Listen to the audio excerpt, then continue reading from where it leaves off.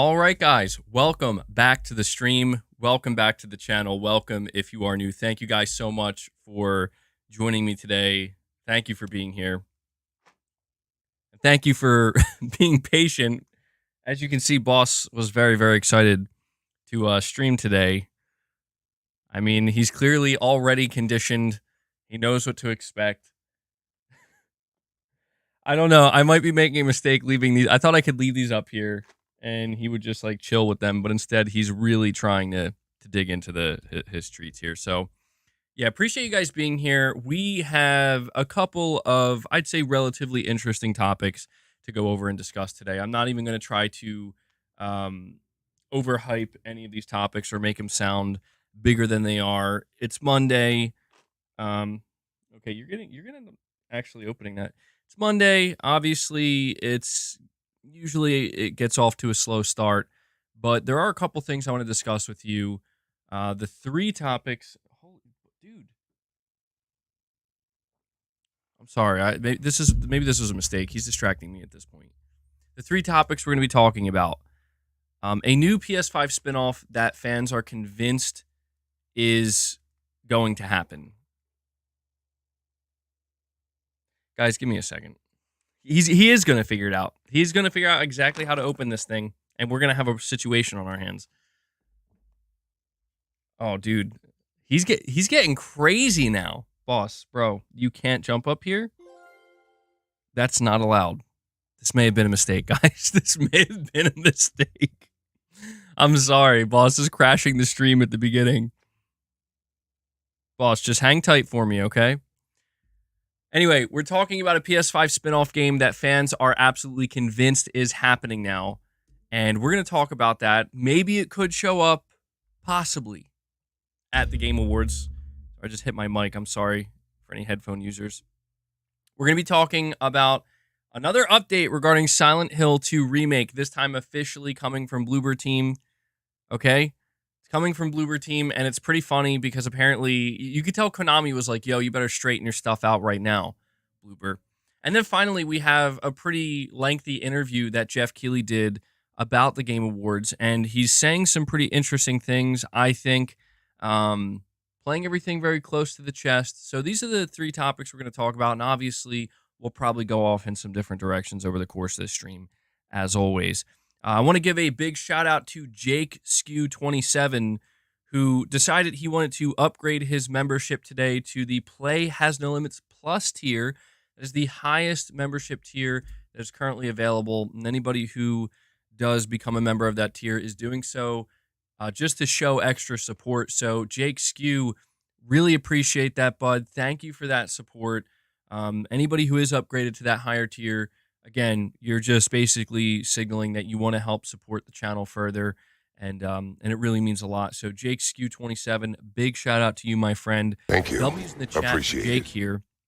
Yeah, and as you know, once again, shout out to Corey Landiga, Michael Werneth, Exley 3000, Hellbound 1981. Their names are going to be up top all this week because they were the top donors last week, and obviously we're going to continue to do that here on the channel. But yeah, there are a couple of ways you can support my content before we dive into these topics.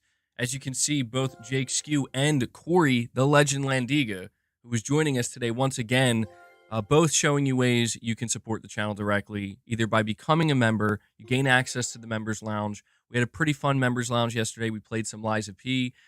We hung out for a little bit. We're going to have another members lounge today where I'm going to be reacting to a couple of things. But Corey, the legend Landiga, can't forget that part, as always, is out here dropping 5 more membership gifts for the community, getting us off to a strong start today. Corey clearly wants Boss to get some more treats here. It's just a little fun thing we've been doing where every time we hit 25 members, I give Boss about 5 or 6, roughly 5 or 6 treats. So I actually did calculate it, and yeah, he can have about 15 to 16 treats total without going over the, it's not like a limit, but it's just, you know, to keep it in a healthy range. If it were up to Boss, as you can tell, he would eat the whole thing. So, Corey, really appreciate that, man. Thank you for all the support and all the love you show the channel and the community. And last but not least, you can also consider donating a super chat. You can ask a question, give an opinion, make a statement, everything in between.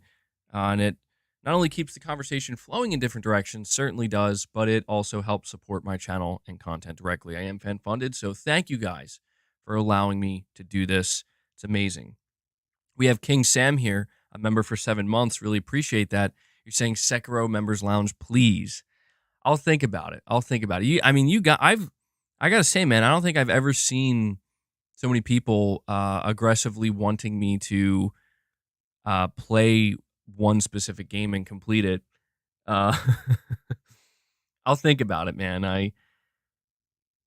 What I'm most likely to do, honestly, is if I am ever going to go back to Sekiro, which again I don't know, I can't make any promises, but if I am ever going to go back to Sekiro, I'll probably start playing it on my own for a while, so I can just kind of get comfortable with it, get familiar with it, and maybe after that I'll do like a stream or something. You know, when I feel just more confident in my ability, because I think maybe one of the things that could have screwed me up with my first playthrough of Sekiro is I was recording my first time ever playing it, and there's just no way around it. When you're recording, when you're streaming, it just adds another layer.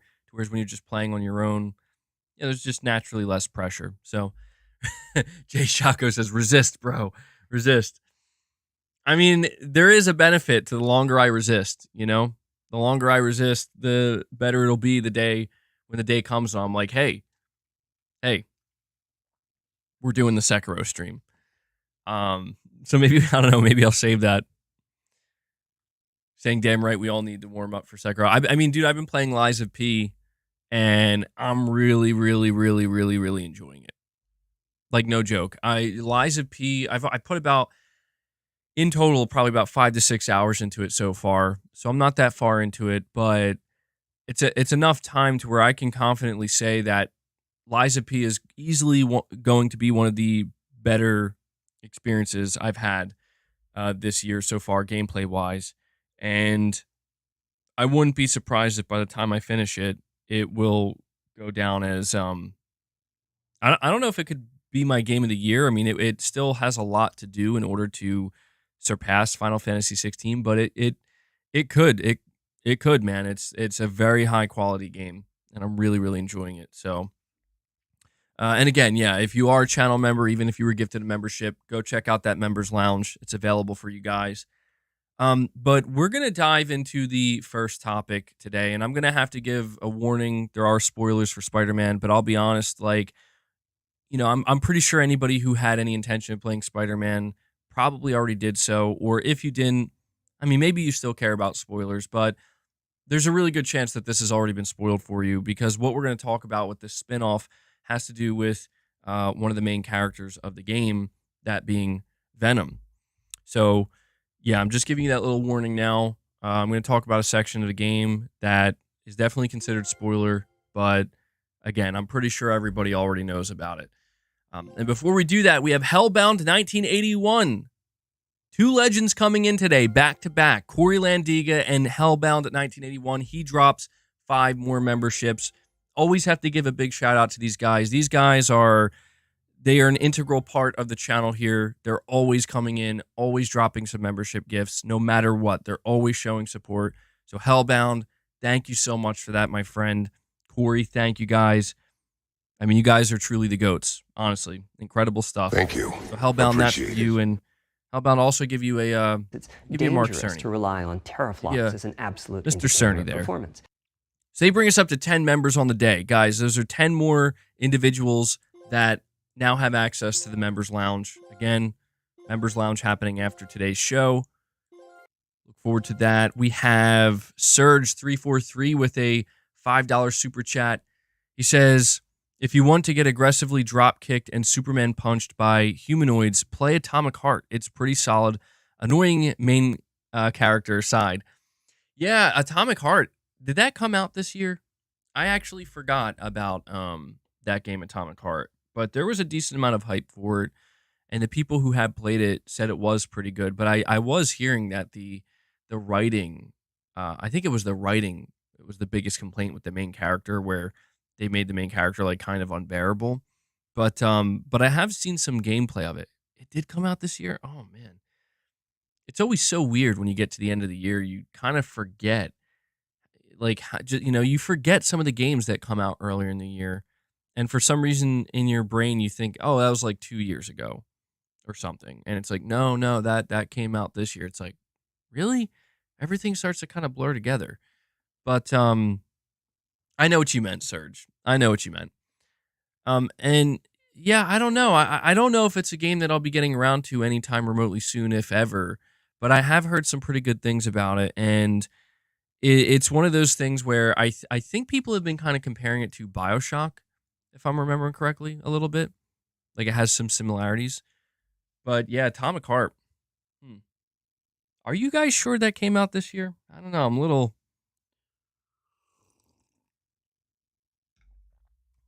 I don't know if I believe that. Atomic Heart. Oh my god, it actually did. Okay, it came out in February. Okay, yeah. That's why it feels like it didn't come out this year. I don't know why. I don't know why I feel like it didn't come out this year. That's so weird. Trust in us, MBG. I know. I don't know why I ever questioned my chat. I'll never do it again, I swear. But Serge, I really appreciate that super chat, buddy. I'm going to dive into this topic here. I want to talk to you guys about a new PlayStation 5 spinoff that, dude, fans are convinced at this point it's going to happen. I have a report here from Gaming Bolt, and the title of the article reads, Spider-Man 2 Venom actor says only 10% of his recorded dialogue was actually used in the game. They say here, Venom, being Marvel's Spider-Man 2's main antagonist, was among the bigger reasons the game generated as much excitement in the lead up to its launch as it did. And with the game now more than a month old, it's fair to say that the iconic villain lived up to expectations. Interestingly, however, it seems only a fraction of the voice recording that voice actor Tony Todd did for Venom actually made its way into the final game. This was confirmed by Todd recently at Fan Expo San Francisco, where he revealed that only about 10% of the dialogue recorded for Venom was used in Marvel's Spider-Man 2. Meanwhile, as reported by Culture Crave, Tony Todd also revealed that a scene that he recorded voice lines for would have seen this symbiote passing on to Miles Morales, though the idea was apparently scrapped and removed from the game. Developer Insomniac Games has previously suggested that it might develop a spin-off focused Venom game should there be enough demand for it amongst fans. With so much of Todd's work as Venom apparently not having been used in Marvel's Spider-Man 2, could it perhaps be being saved for a standalone game or possibly a DLC? Now, yeah, what makes this super interesting to me is that Tony Todd he's a pretty big name, right? Like he's up there, I'd say, pretty well known for some of his roles, and I have to imagine he's not the cheapest voice actor, right? Like there's a reason why when he was announced to be doing the voice of Venom, they kind of made a big deal of it because it's like, yeah, Tony Todd, kind of a legend. I have no doubt that it probably cost them a pretty penny to get him as Venom. So this idea that they had him record all this stuff, right? All this stuff. I mean, I would assume that the more they're asking him to do voiceover wise, the more they're going to have to pay this man. I mean, that's just how this works. So this idea that he comes out and says, yeah, they only use 10%. That's pretty crazy. Like that, if he said like they use 50%, I wouldn't really be having this conversation right now because I would say, okay, well, I guess 50% of it just got scrapped or couldn't make its way into the final product. But 10% is a ridiculously low percentage, where I just have a difficult time believing that Insomniac just said, you know what, 90% of everything you did, you're saying maybe 90% was trash. I mean, it could be that, yeah. It could definitely be that, but man, that would be difficult to believe. Like straight up, that would be a difficult thing to believe where it's like, yeah, 90% of what Tony Todd recorded was absolute ass and we just had to scrap that. I don't think so, because his performance as Venom was actually S tier in my opinion, in terms of like, you know, he just has the perfect voice, and all throughout the game, you know, if you played Spider-Man 2, it takes a while. It really isn't until the third act until you really start to hear Tony Todd. Um, you know, you start to hear him a little bit, and I was kind of laughing when I was first playing it, because I was like, oh, they're doing that thing where they only give him like 10 total lines because they didn't want to have to pay him. But as you go further in the story, you kind of realize that no, they're building up to him talking more, and they do a pretty good job with that. And as you get to the very end of the game, the very last boss battle with him, I mean, he's talking a lot, and I was like, dude, this is awesome. You know, like Tony Todd is a great actor. He's perfect for Venom, and I think he really added that, I don't know, just that kind of finishing touch to Venom in Spider-Man 2 that I think really made the character of Venom, I think, really stand out in this game. Now, I'm going to get into spoiler territory now, when it comes to Spider-Man 2, okay? And I'm just kind of giving it a couple seconds in case anybody feels like they have to leave, but here we go. Yes, you play as Venom in Spider-Man 2. Again, I'm sure anybody here right now who hasn't left knows this, or maybe you just haven't played Spider-Man 2 and you don't plan to, and you just don't care. But yes, you do play as Venom in Spider-Man 2, which is the big surprise. It is when you play as Venom in Spider-Man 2, in my opinion, that was the wow moment of that game, where it's like, okay, if there was anything that was going to make this game kind of go to the next level for me and make me feel like, even though I have some problems with it, but generally I'm really enjoying it, that part specifically made me kind of go, oh shit, like, okay, now we're getting somewhere with this game. Like this is the peak moment, and it just kind of comes out of nowhere.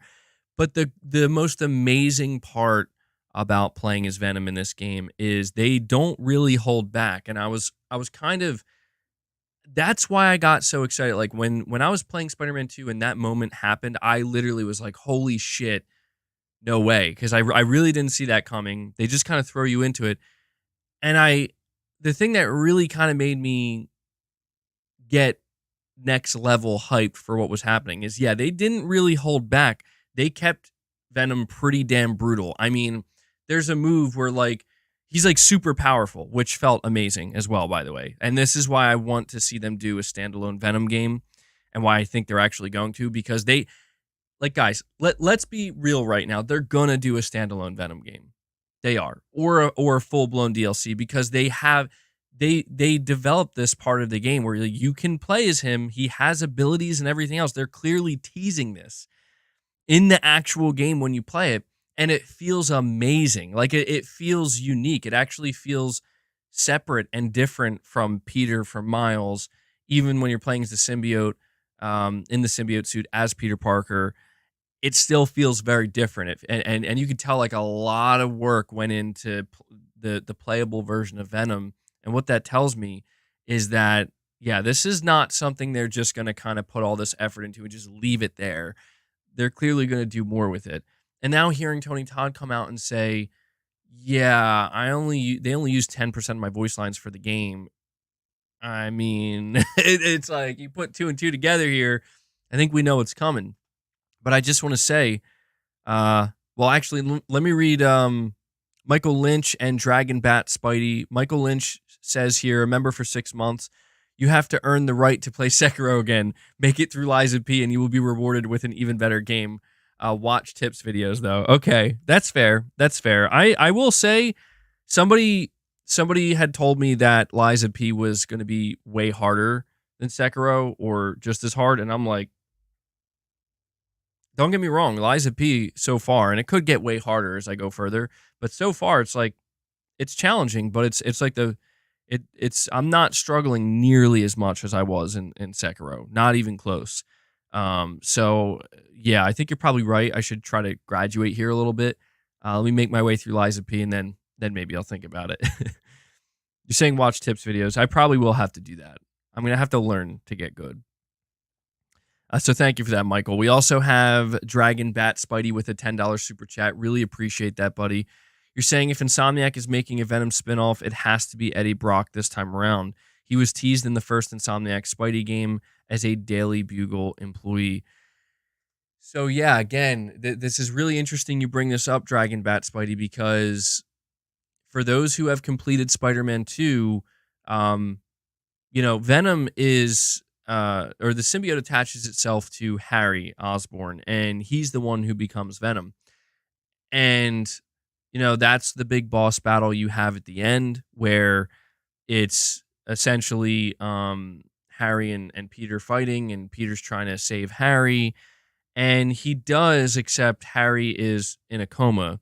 So I mean, at this point, it really does seem like if they want to, or if they're going to do something with Venom in a spin-off game or a DLC, it's clearly not going to be Harry unless they do something. And this is something they could do. I don't know if it would work or not. I mean, I'm just guessing it's just kind of throwing it out there. Like, they could make it so that the only way Harry can actually be alive now and not comatose is with the symbiote. Like, he has to be Venom in order to, I don't know, I guess, not maybe that. See, that when I'm saying that out loud, that sounds kind of stupid, and that would be, I think, a really bad direction for them to go. Yeah, dude, I saw that. You're saying, MBG, the glitch to take Venom in the open world. I did see that, dude. I saw a thumbnail of Venom riding a bike, and it was super glitched out, and I'm like, what are people doing, bro? What are people doing? I'm pretty sure they patched that out. But yeah, they're setting up Carnage in the game as well. Which, if you finish the Flame, I think is what it's called, side quest. And these are the cooler aspects of the game where I'm like, yo, I like the way they're setting up Carnage. I'm thinking they might have to bring Eddie Brock in, and he'll actually become Venom, permanently, right? Because I don't think they're gonna do anything else with Harry. I don't think that they can make Harry Venom again, because I feel like Harry's gonna play an integral part of the story for Spider-Man 3. Again, if you play the game, you see the post-credit scene, they really tease that it's it's gonna be Green Goblin and whatnot. Which it seems like it's gonna be pretty cool. Venom riding a bike gives me life. Insomniac have confirmed that the Spider-Man 1 Eddie Brock reference is just an Easter egg. Well, I will say this. If they do plan on bringing Eddie Brock in, they're not going to let people know about that. They're going to want to keep that as a surprise. Yeah. That's true as well, Irfan. Supposedly, the Venom was completely destroyed at the end. Yeah, I mean, it makes you wonder, how exactly they're going to do this. Because, I mean, there is always the possibility that they're not going to do a Venom spinoff or a Venom DLC, which would be crazy to me. I'll be honest. Knowing that they only use 10% of Tony Todd's voice lines, knowing that they, put what is clearly a significant amount of development time into making him playable. I mean, there's even a boss fight as Venom where you're fighting Kraven, which was sick. To be honest, I was kind of upset when we stopped playing as Venom. I knew it was going to happen. I knew you weren't going to play the rest of the game as Venom, but it was awesome playing as him because he just felt really brutal, really powerful, and when you're forced to go back to playing as Peter and Miles, I'm like, man, these guys again, come on. But yeah, the Venom mission in Spider-Man 2 was amazing because when I went up to somebody shooting me and Venom picked him up and just snapped him in half and then threw their body to the side, I was like, fuck yeah. See, it felt like it gave me a glimpse at, dude, this is, see, I know Insomniac, they have it in them. I know they have it in them. And this is what gave me a lot of hope for Wolverine, where it's like, dude, I know they can't be too gory and over the top with Venom, but Venom straight up bites Kraven's head off, you know? And obviously they're not going to show that directly. It's, they have to keep it within the limit here for a Spider-Man game, but I really did like seeing that kind of darker aspect that I know was going to be there with Venom come out in full force. Yeah, you're right. That was the only scene where they showed some blood. You're saying, yo, spoilers. I did give a spoiler warning. But, or I could just be making it up. I mean, did he really bite Kraven's head off? Does that sound realistic to you? Does that sound plausible? You're saying JK. All right. I was trying to play it off cool there. Like, man, I feel bad if he just came in and it was spoiled. But yeah, dude, it's that was easily the highlight of Spider-Man 2. Playing as Venom, breaking people's bodies, just fucking destroying. Like, it just felt amazing. I was like, dude, this is it. Like, it really gave me again an idea of like, okay, yeah, Wolverine's gonna be brutal. Oh my god! By the way, guys, I forgot to mention this to you. Did you guys see that picture? It was clearly a behind the scenes picture for Deadpool 3 with Wolverine, where it was Hugh Jackman. He was wearing a pair of sunglasses and he was holding something up to his lips like this, and people think it's a vape. And there was like this trending post going around being like, yo, Wolverine vapes now. And it was like causing like this big thing where it's like, they're not letting him smoke cigars anymore. It's like, dude, he's using lip balm or like chapstick. Like, it's clearly Burt's Bees or some shit chapstick he's using on his lips. And it was so funny because like somebody else was like, why do people think this is a scene from the movie? He's just chilling there in sunglasses. Like, do we really think? I mean, maybe if they want to go in that direction, it is going to be a Deadpool movie. But I was laughing my ass off because I saw people using like, oh, it's Wolverine, bro. They're bringing in Wolverine where he vapes. He doesn't smoke cigars anymore. I'm like, bro, you guys need to chill out, man. Like, he's just relaxing behind the scenes, putting on some fucking chapstick, man. His lips are clearly dry.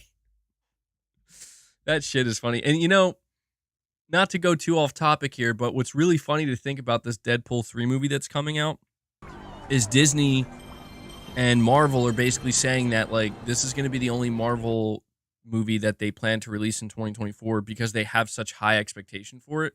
Like, they know people want this shit and they know people are going to show up and they know they're going to make a lot of money. That's really, really good. This is where we're beginning to see like, yes, Deadpool 3 is going to be rated R. It's going to be, it's going to be a movie that I think the fans really want. And hopefully this will be the beginning. This will be the beginning of, Disney and Marvel and hopefully some of these other companies getting the message that like, if you want people to pay money for your, the stuff you're making and go show up at the theater and whatnot, give them what they want. Give the fans what they want. If you give the fans what they want, they'll show up. They'll give you their money gladly.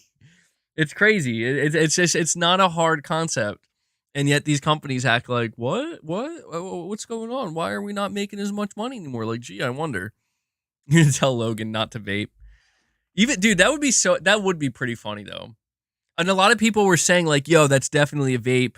And it's definitely a scene from the movie because the chapstick or whatever he was holding, it was yellow. And so it matched his suit. And I'm like, dude, I'm telling you, that's probably Burt's Bees. Like, Burt's Bees is a yellow chapstick they sell. It's kind of funny. You're saying the Marvel's absolutely flopped. Marvel is done. That's what I'm talking about. That's true as well, Ansel. You're saying you can't give the fans everything, though. They can be fickle. People are way too fickle. Yeah, you can't go full fan service. Like, sometimes you can. But you can't do it all the time because, yeah, you're right. Fans are fickle that way. People are fickle in general. But I just think that, it's in the same way that you can't go full blown fan service every time, all the time. You can't go in the other direction as well, where it's like the opposite of fan service, like practically trying to alienate your fans. Never a good idea. Perfect Image with a $2 super chat. He says GTA 6 trailer, first or second week of December, Rise of the Ronin next. Yeah, dude, I'm seeing this pop up all over where everybody's like, yo, are we getting a GTA trailer this week? I mean, let's see. December 1st is Friday. So, I mean, anything is possible, guys. I don't know that I'm expecting it. They did say early December.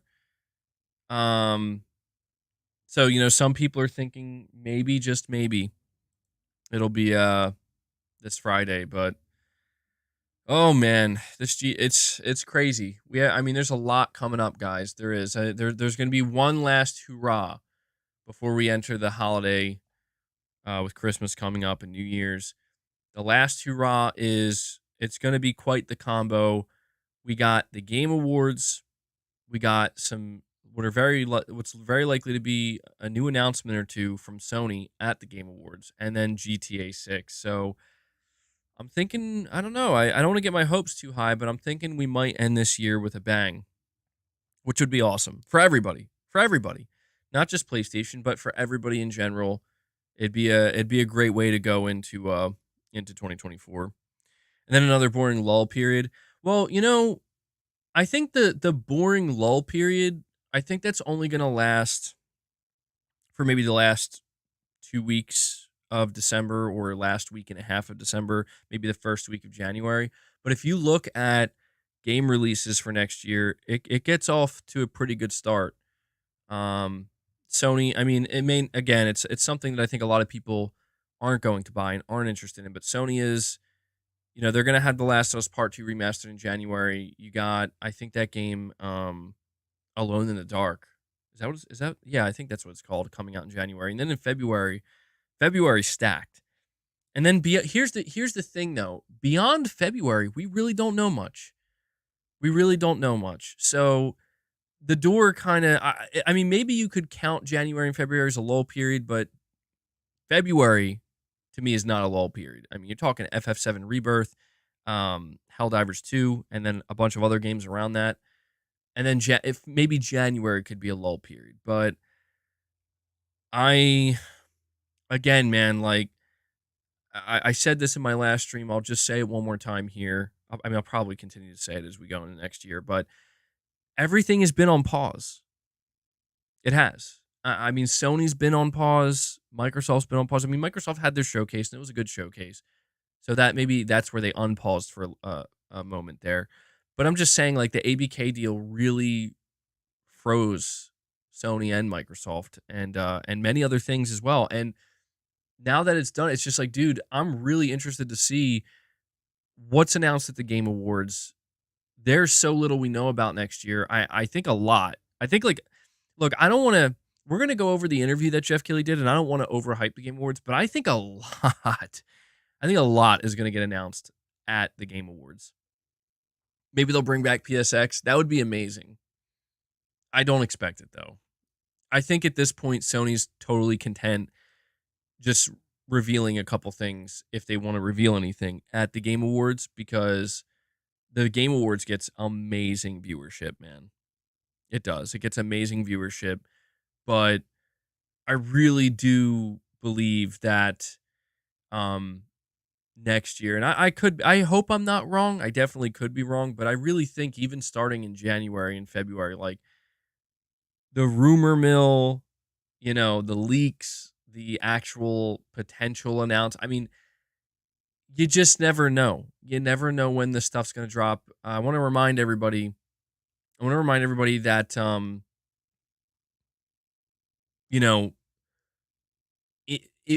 it was announced in January of 2022 that Sony was acquiring Bungie. And it was also announced in January that Microsoft was going to buy Activision Blizzard. So it's like, January traditionally is looked at as a very slow and kind of even in some cases boring month in the gaming industry. But, you just never know, man. Like, you just don't know what's around the corner anymore. So, oh my God. Okay. Just taking a look at the chat there. I want to relay this information to you guys as well, though. This is being reported by Push Square, continuing to talk about Spider-Man. It's something we've seen several times over at this point, but Sony has found a real knack for compiling trophy lists that players want to conquer. With many of its first party titles, the percentage of players who have bothered to unlock the Platinum Trophy skews higher than comparable third party games. However, Marvel's Spider Man 2 has taken things up a notch. According to current trophy data, 20.3% of players have earned the game's Platinum. Of all the players who have booted up the game, just over a fifth of them have gone on to complete the full trophy list. That's an incredibly high completion rate for a game of this nature. Over half of the players have completed the main story, 58% to be precise, which again is unusually high. But for a fifth of all players to stick around and complete all of the districts and side content is actually pretty astounding. Now, this won't include players that don't have their consoles online, so it's not flawless information. And obviously, not everyone buys everything. So comparisons to other games are only so useful. Still, a 20% platinum rate is ridiculously high. As far as we can tell, the next highest first-party platinum rate is actually Ratchet and Clank Rift Apart, which is currently at 12%. So that is actually kind of wild. Like, dude, the second if I could speak, the second highest platinum rate is Ratchet and Clank Rift Apart at 12%. Dude, Spider-Man is almost double that. It's almost double that at almost 21%. Like, that's pretty crazy. That's pretty crazy. And I think this is an important thing because, you can call Sony's games one and done, right? Like, I get it. I don't think that's necessarily even a bad term. I just think people try to use it in a negative context. But you could call their games one and done. But man, you cannot say that players are not engaged with their games. Like, they absolutely are. 1/5 of all players platinuming a game is ridiculous. Like, and that's the thing is, Spider-Man 2's platinum is not super difficult, but it does take time. Like, you have to put at least like 30 hours, like 25 to 30 hours to get that platinum. So it's not one of these things where it's like you just press a couple buttons and do a couple things here and then boom, you get the platinum. No, you actually have to put in some effort for it.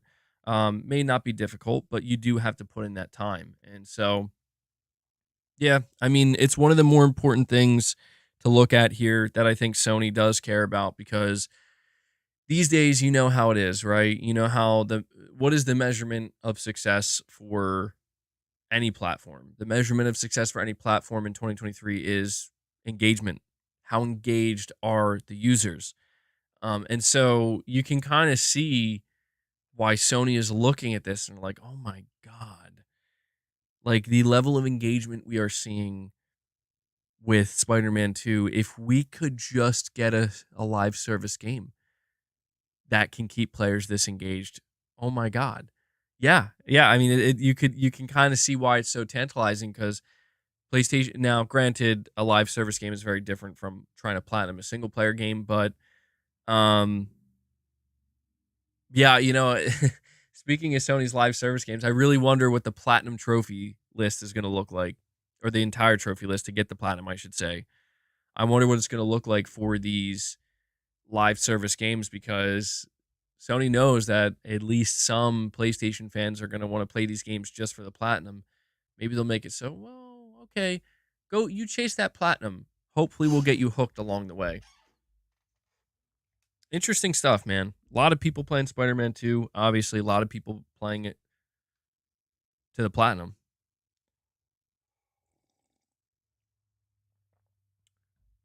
Smurf, you're saying, I do it if I really like the game, and it's not unreasonably hard. I completely gave up on MK1's platinum. Smurf, I'm curious, what led to you giving up on Mortal Kombat 1's platinum? Because I'm in a very awkward position with Mortal Kombat 1 where I only need one trophy.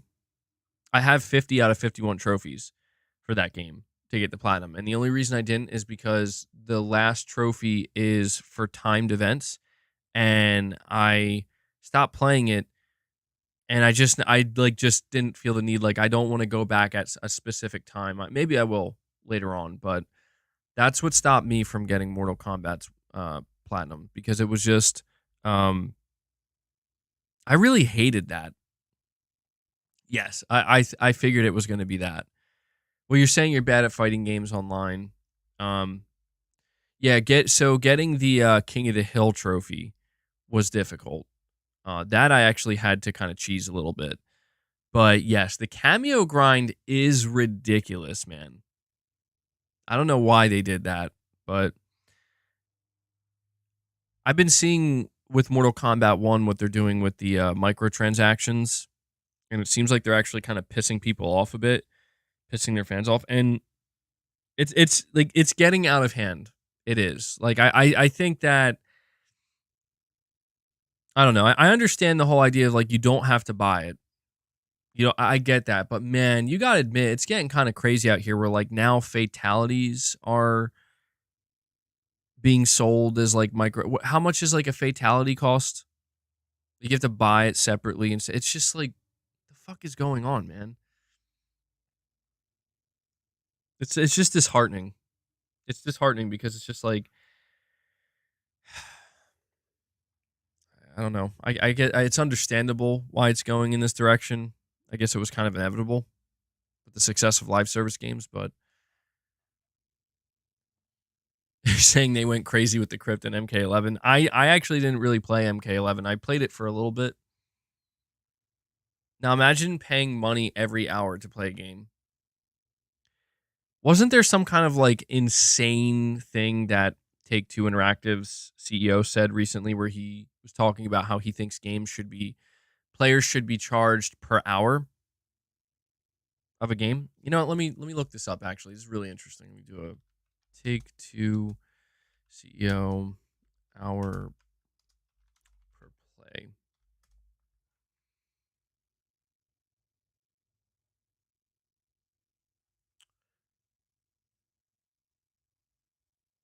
Let me see. Is this the one? No, that's not the one. I swear I saw something like this. Here we go. What is this website though? Oh, it's taking a long time to load. I don't like that. All right, so check this out. In a potentially game-changing move, Take-Two Interactive CEO Strauss Zelnick suggests that video game pricing should be linked to the expected duration of play. The proposal aired during the Q2 2024 earnings call. It challenges the existing pricing models in the gaming industry, arguing they fail to reflect the true value and hours of engagement that games provide. Zelnick proposes a fresh pricing model that calculates the cost based on the expected duration of engagement and the perceived value of owning the game. His emphasis on the overall value for money that the gaming industry offers is particularly noteworthy, especially in light of recent price hikes for AAA titles. His arguments touch on the emotional and artistic value that games deliver, drawing comparisons with the film industry. It's a perspective that brings into sharp focus the contribution of video games to the entertainment landscape. Perhaps the most contentious aspect of Zelnick's proposal is the notion that longer games should cost more on a per hour basis. The CEO envisions an algorithm to calculate the value of the expected entertainment usage, which could then determine the game's price. However, this raises concerns about potential price hikes for upcoming titles based purely on their anticipated longer playtime without considering the actual quality of the content. The implication for future games. The implication of Zelnick's proposal is wide ranging with potential impacts on future high profile releases. The CEO's comments could be interpreted as a suggestion that future games, such as the highly anticipated GTA 6, might command a higher price due to their ambitious and exclusive content. Now, what's really interesting about this, guys, is do you remember that rumor that started making the rounds that apparently GTA 6 was going to be priced at $150? And everybody was like, you know, myself included, like, that's bullshit.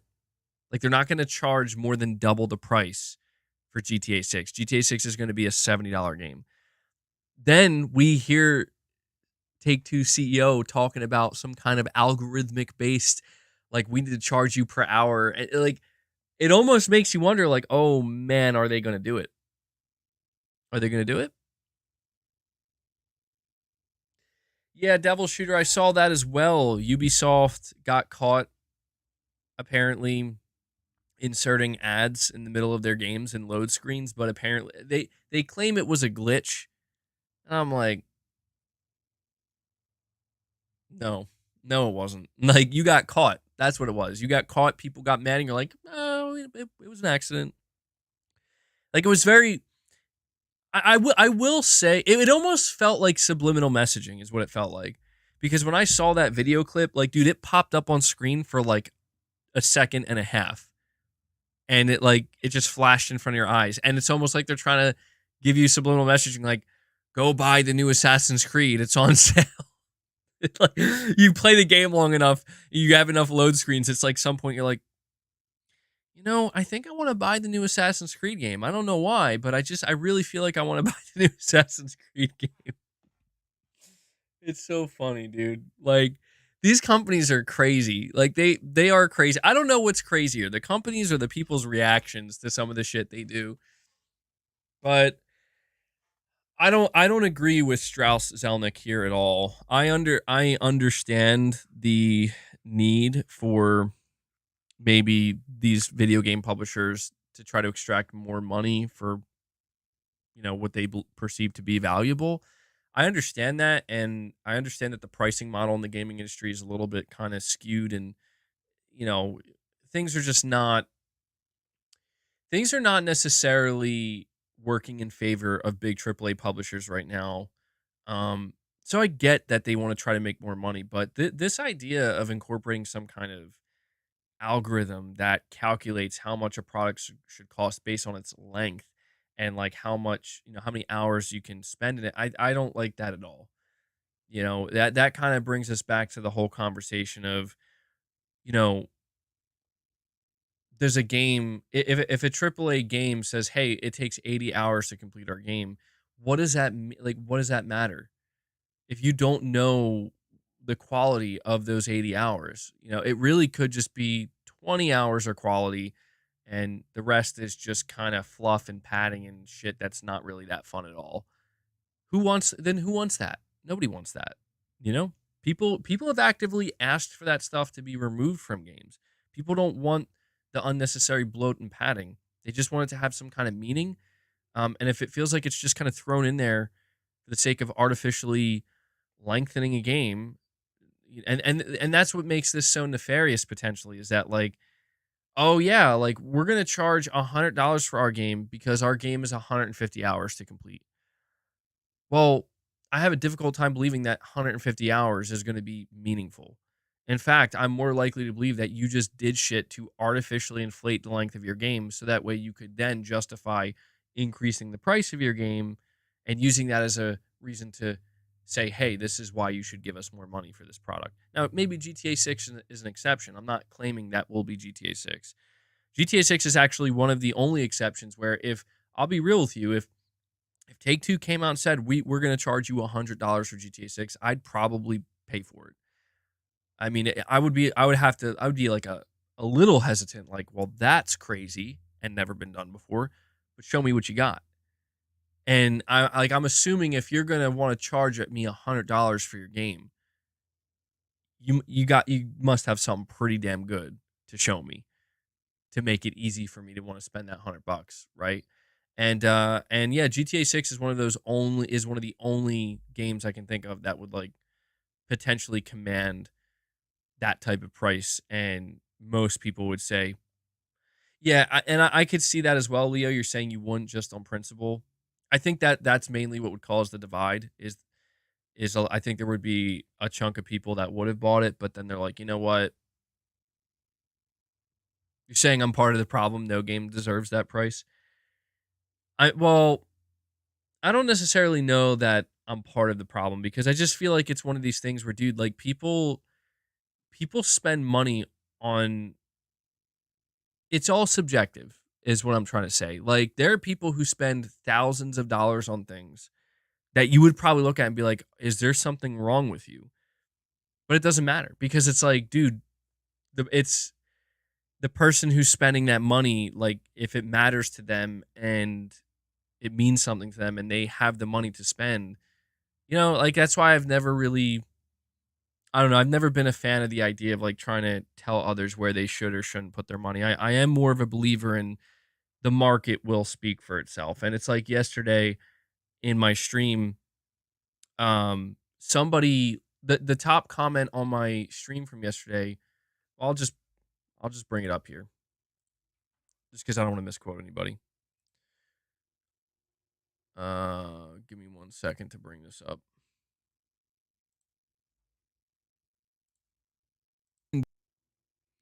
So, the top comment on my stream from yesterday, now I can't find it. I think it got put to the bottom for some reason. Well, I guess a lot of people downvoted it. See, this makes no sense to me. How does a comment with 36 upvotes also end up at the bottom because it got more? It's clear that this comment got ratioed because it's all the way at the bottom. But it got 36 upvotes, and this person says you can't defend the PlayStation Portal. As a lifelong Sony fan and day one PS1 owner and beyond, the product is beyond stupid.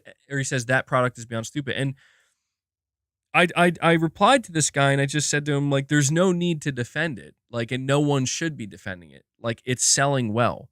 The market has spoken. The market speaks for itself. And that's the truth, man. That's the truth. It's just like, I don't actually have a problem with his opinion at all because it's just like, you're not the only one that thinks this thing is very stupid. There are plenty of people out there that look at this and say, that's fucking stupid. And probably, and in their mind, shouldn't even exist.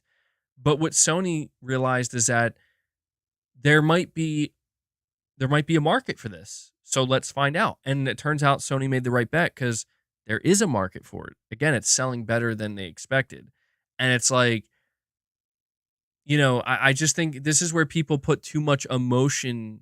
In my opinion, they inject too much emotion into these conversations. And I like to inject a lot of emotion into conversations, but I do think sometimes when you're trying to just evaluate things and understand what you're witnessing or what you're looking at, this is one of those cases where you shouldn't have any emotion about the PlayStation Portal at all because Sony made it. They told you exactly what it is, what its purpose is, and how it functions. And they made it clear cut. You either want it because it appeals to you or you do not because it does not appeal to you. This whole idea of like we should shit on Sony or be upset with them because it's like, listen, man, there are companies that create products all the time that are not for me, and I look at them and be like, that's fucking stupid. Or at least in my mind, I'm thinking that's stupid. But at the end of the day, I know like what does that even mean? Like, it's clearly not for me. There are people out there buying it, so whatever. The market has spoken. We've seen what happens when the market speaks in the opposite direction as well. Like when the market says we don't want this, we don't like this, you see something crash and burn. Like the Kinect is a great example of that. And not trying to throw Microsoft under the bus here. Sony's had, I mean, even with the PS3, right? It was kind of like that as well. But the Kinect to me was one of those things where it's like the market immediately spoke and said no. And that thing crashed and burned, because it was just like no one, like there may have been a select few, like some people, maybe in like the hundreds or the thousands that wanted it, but the mass market just said, no, we don't want this. And yeah, it's that happens sometimes. And right now the mass market doesn't seem to be saying we don't want the portal. But then again, I don't see that's the whole thing is the portal was never meant to be marketed to the masses. It's a very specific product that's meant to fill a very specific need. So, but the only thing I will say is I don't know how I got talking about the PlayStation Portal, but I will say that I do understand where people are coming from, where they're like they just want Sony to do something more meaningful in the handheld space. I understand that. Like I can understand why seeing them doing what they're doing with the Portal, and that's all they're doing right now, would make you a little bit frustrated and wishing that they would do something more meaningful. I hope they do too. But you still think no public Wi-Fi was a huge oversight?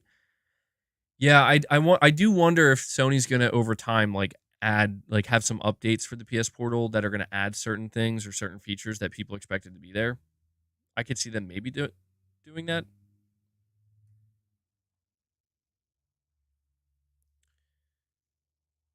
You're saying it would put gaming out of reach for a large portion of people. Probably a good thing because that will hurt their sales. Corporate greed only feels when the money stops flowing. Yeah, I agree with that. MBG, if the portal is successful enough, it could trigger Sony to consider a Vita successor. Look, man, I'll tell you, not to sound like a broken record, but I firmly believe Sony is absolutely going to pursue um like actual handheld with hardware in it. A handheld that actually is what we would consider an actual successor to the PSP or the Vita. I don't think it's a matter of if, I just think it's a matter of when, and I don't think that time is now. I think this is just them again finding a form factor, seeing how people respond, filling in a really unique niche, I think, but I think it's just a matter of time until Sony comes out with something like that. Would that hold back the PS5? It would, but that's why it's not going to come out now. My theory, again, just to reiterate, my theory is Sony's going to release a dedicated handheld console when the power uh factor there's really not a big difference. So like what I'm trying to say is when the handheld would be incapable of holding back the actual console, if that makes sense. So, game development wise, I think it is just a matter of time till we get to that point. It's the law of diminishing returns. The PlayStation 6 is going to struggle to a certain extent to convince people like this is next gen. A lot of people are going to look at the PlayStation 6 and be like, it just seems like it seems really, really, really samey as the PS5 in what I'm looking at here. And it's like, well, yeah, because I mean, each generation, the actual leap forward, that gap becomes more narrow. And with the PlayStation 6, you're going to see that. See, this is why I don't envy Sony with the PlayStation 6, because at the end of the day, it seems like the one thing that has always sold consoles the best is going to be what keeps it going, and that is exclusives. Because believe me when I tell you, it's not to say that when we see PlayStation 6 games, they're not going to look substantially better in some ways than PS5 games. They will, but to the wider, more casual market, they're going to have they're already having, in some cases, a tough time. Like there were still a lot of people when Sony was showing off PS5 games being like, yeah, they look good, but I mean, it's not like that much different than what I'm playing here on my PS4. And it's just the truth. It's like, yeah, you're right. Like, it's not that much different. It's not like PS1 to PS2 different. That's never going to happen again. So we're already seeing that gap close a little bit or narrow. And I just think by the time we get to the end of the PS5, right, like, we're talking like 2027, 2028. By that time, we could have Naughty Dog's new IP coming out. And like, my God, dude, like, what do we think that's going to look like graphically? What's that game going to be doing? And on a PS5 Pro, no less. So when we see a PlayStation 6, Sony's got their work cut out for them on how they're going to market that as a next-gen console. But the best way they could do it, and it'll be interesting to see how they handle it, is exclusive games, right? Like, hey, you want this game, you got to get a PlayStation 6. But yeah, you're saying with PlayStation 6 with the potential of path tracing, it's more advanced than ray tracing. What will be on the PS5 Pro? That's true. Yeah, I mean maybe stuff like that, like path tracing, and like I said, we haven't hit the ceiling. I don't want to make it sound like we hit the ceiling because we haven't, but I'm just saying it's again, I'm like thinking beyond the PlayStation 6. Like, okay, do we hit the ceiling or get pretty damn close to hitting the ceiling with the PlayStation 7? Because at some point, like the difference is just going to be pretty much negligible. And when we reach that point where the difference is negligible in the console space, that's when Sony's going to say we need to put out a dedicated handheld. Why?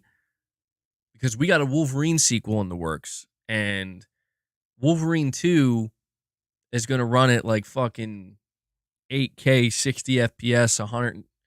I almost said 8K 60 FPS 120 FPS.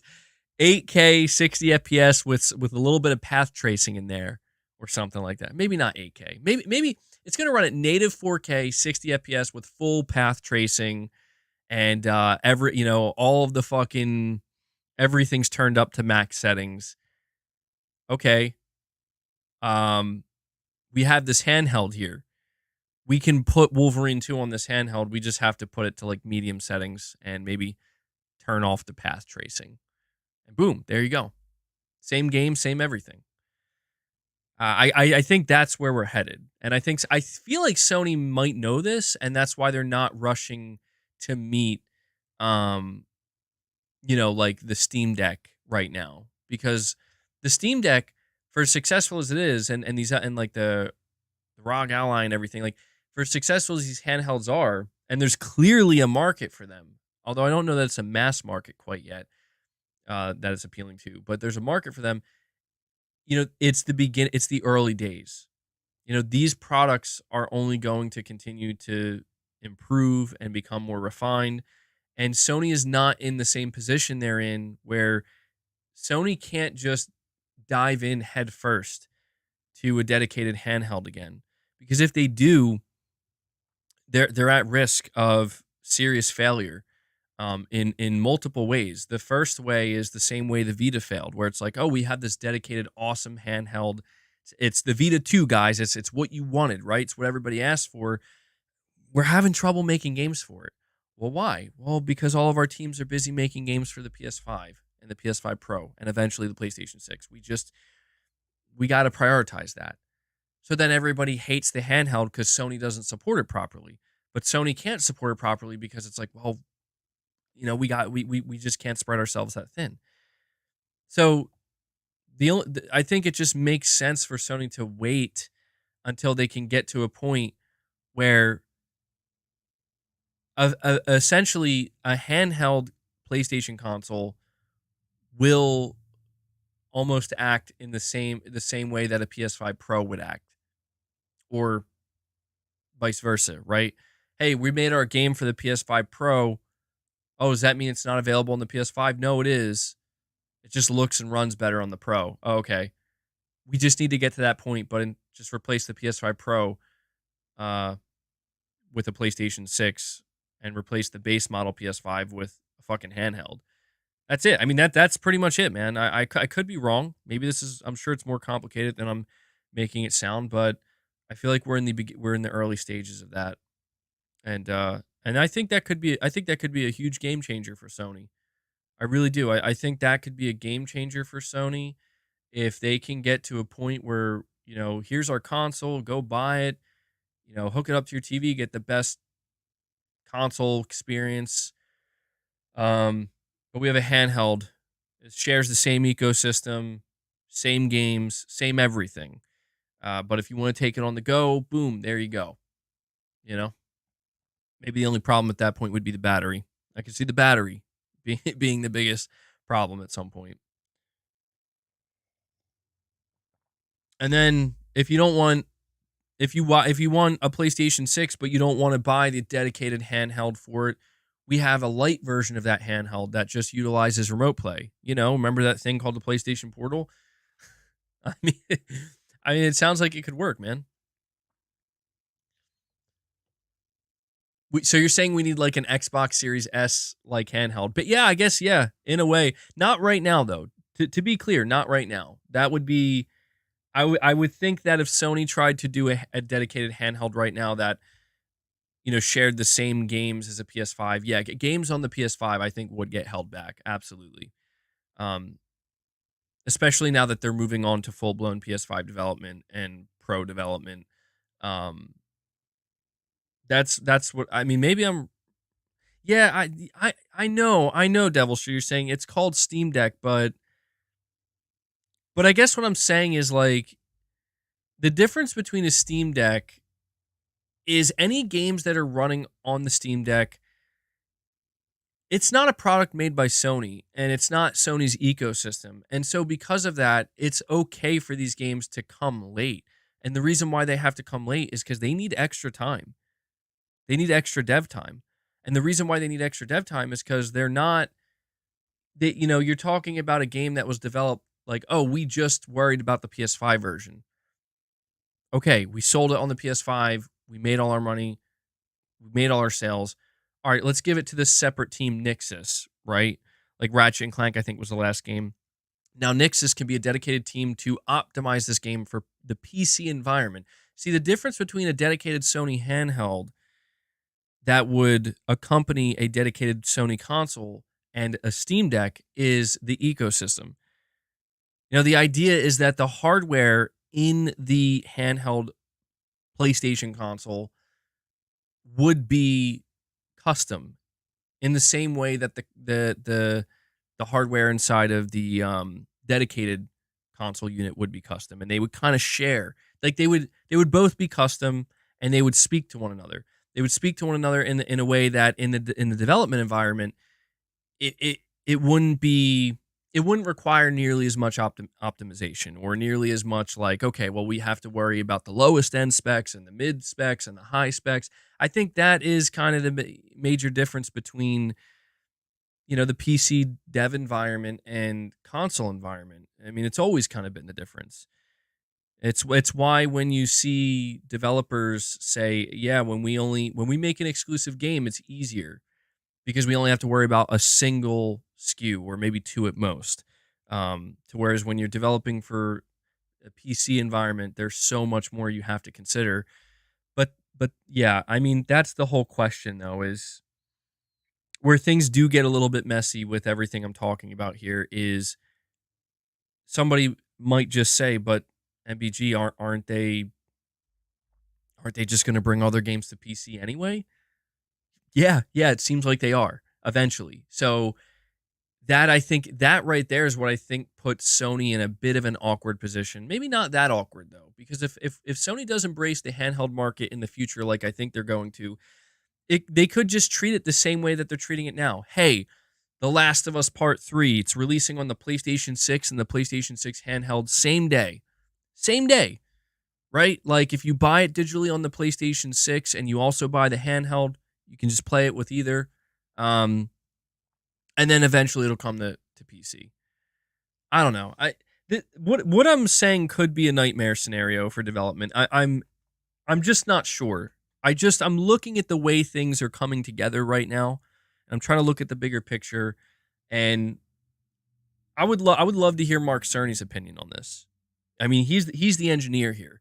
Mark Cerny would be able to tell me right now, like, no, you're an idiot, or maybe what you're saying is a possibility. Or he could say that is exactly what we're trying to figure out. But I just really wonder. Listen, something that is clear, in my opinion, with Sony is Sony has this vision of creating a console-esque ecosystem that can go beyond the console, if that makes sense. And the only thing that really makes me kind of wonder if they're moving away from that vision is the fact that they're becoming more willing to put games on PC. But the way that they're doing it, they are really treating PC kind of like just like as an auxiliary thing. Like we just make extra money here. If they get more serious about PC, and when it comes to the live service games, they're gonna be launching day one on PC. Kevin, you're saying, I mean, with the investment in UE5, you're not far off MBG, but streaming will be a key factor for next gen. Yeah, that's another thing too that I didn't really consider. Sony might look at my idea and think, well, maybe not. It sounds expensive, It sounds expensive. It sounds potentially risky. Why do all that if streaming really is just gonna if the future is streaming technology becomes so advanced and good internet becomes so ubiquitous that it's like most people are just going to choose to buy the cheaper product and stream it, then why would we dedicate resources and engineering into a dedicated handheld? And that, see, that would suck to me because to me, that's not PlayStation. Like, if they wanted to do something like that in the future, I just feel like because to me, that's getting too far away from what PlayStation, I think, does best, which is like I mean, you're an electronics company first and foremost, but you're known for your hardware too. You know what I mean? It's like it would. I do expect like a light version of any handheld you make, of course, but I think that's maybe what's fucking people up right now is with the PlayStation portals. It's just like, yeah, it's like a paperweight in it. I mean, it literally is a paperweight because it doesn't have anything in it. It's just for remote play, and it's just this kind of big gap where people are like, I mean, the Steam Deck's out here. There's like this rejuvenation in handhelds with the Switch and the Steam Deck. Like Sony, you were at the forefront of this. Like, why are you seemingly afraid or want nothing to do with it? And that's the thing, man. Sony, see, this is where I wish Sony would talk more. Sony doesn't answer these questions. You're saying they are literally making a PC marketplace. It's no more dedication to not being on console focused than that.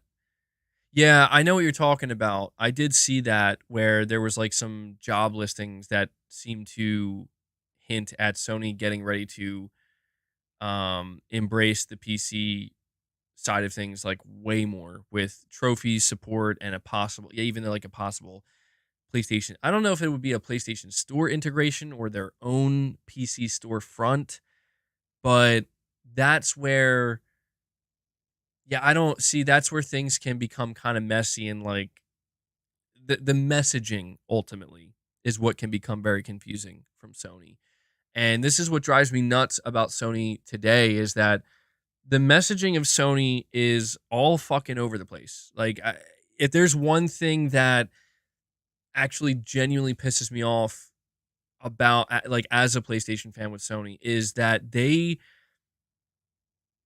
just refuse, and I guess I understand why that is because they don't even have a CEO right now. So it's like, yeah, we can't really answer your questions. We're trying to figure it out ourselves. So I guess that's why. But I just wish that some Sony could get out in front of it and just be more clear about what is the fucking plan here, guys? Because you're really you're all over the place, and it would just be nice to have some kind of clarity. Um, and that's the thing is we know Sony, when Sony wants to be clear about something, they'll be fucking clear about it. Like, hey, this is a PS Portal. It's a remote player. That's all it does. That's who it's for. Buy it if you want. Peace. It's like, okay, so I have no qualms with you know, with the PS Portal because it's like clear as day. This is what it is. This is why we made it. Buy it if you want. I wish Sony would be that clear and transparent with like all their other shit where it's like, what are you doing in the PC space? What does the future of the PlayStation console look like beyond the PS5 generation? Like, what do you have any actual plans for dedicated handheld hardware? What is this? You're talking about this PS5 cloud rollout, and you clearly put a lot of time and money into it. But like, what is what is that? What is PlayStation Cloud? I mean, what is it really? What is it you're trying to achieve here? What's your ambition? And it's just like these are all questions that even when Jim Ryan was this, I mean, he still is the CEO till March, but he was never really clear about this stuff. He just seemed like he was always like, yeah, we're pursuing it. And then it would just stop there. It's like, and yep, we're doing it. and it's just kind of funny because it's like that's what it would always kind of come down to, where it's like, yeah, we're putting games on PC 2 or 3 years later. And so people like have all these questions where it's like, okay, like, are you building an ecosystem on PC now? Are you going to integrate with it? Like, what's going on? It's just like crickets, It's just like, well, wait and see, you know. So I just kind of get this. You're saying these companies pursue whatever will screw us the most. Sometimes I can't be quite that obvious. In some cases it is, but it's just all very confusing to me because I mean, there's some things that I think remain clear about PlayStation, but many things that do not. I understand why somebody's like, dude, like Sony's doing great, and they are. Like they're selling consoles, their games are selling pretty well, really well in the case of Spider-Man 2 and God of War, right? And it just, they're having a great holiday season. So it just seems like in the immediate, like right now, Sony probably is, they don't probably have many complaints, but I don't know, man. Just in terms of trying to figure out where is PlayStation headed exactly. I mean, God, it's November what? Yeah, it's November 27th. How many months of this year have I spent sitting here talking about? Let's speculate where PlayStation might be going. I'm still doing it now. Still don't know. They don't know until they know. Plus, there's a lot of litigation as they move as a global brand now. That's true. That's true. Yeah, I don't mean to come off as like impatient because I know I definitely do come off as impatient as boss is thoroughly cleaning his foot there. I know I come off as impatient, and sometimes I do frankly feel that way because I'm eager to just know. Because I feel like a lot of the things we've been talking about, we have been talking about for years. And I guess I just would have thought that by now, right? Like by now, it's like multiple years later, we would have had some answers that were more clear. But it seems like things have gotten even blurrier with the fact that now Sony doesn't even have a CEO and they don't have a replacement CEO, I mean, and they gotta seek one out. And it's like, um, okay, well, I guess, I mean, my assumption is that until they have a CEO with a new plan, I think Sony's plan for now is just don't lose money. Don't lose a bunch of money. Don't spend more than you need. Be very careful. But saying you wouldn't call it impatient, you can't reveal games and then go silent for years. That's not right. Yeah, I'd say it's not necessarily full blown impatience. It's something kind of in the middle. It's I'd say it's a little bit of impatience mixed with a little bit of eagerness, just wanting to know. Cue the $7 billion lawsuit. Yeah, Herman's job might be in trouble, depending on who's going to be the CEO.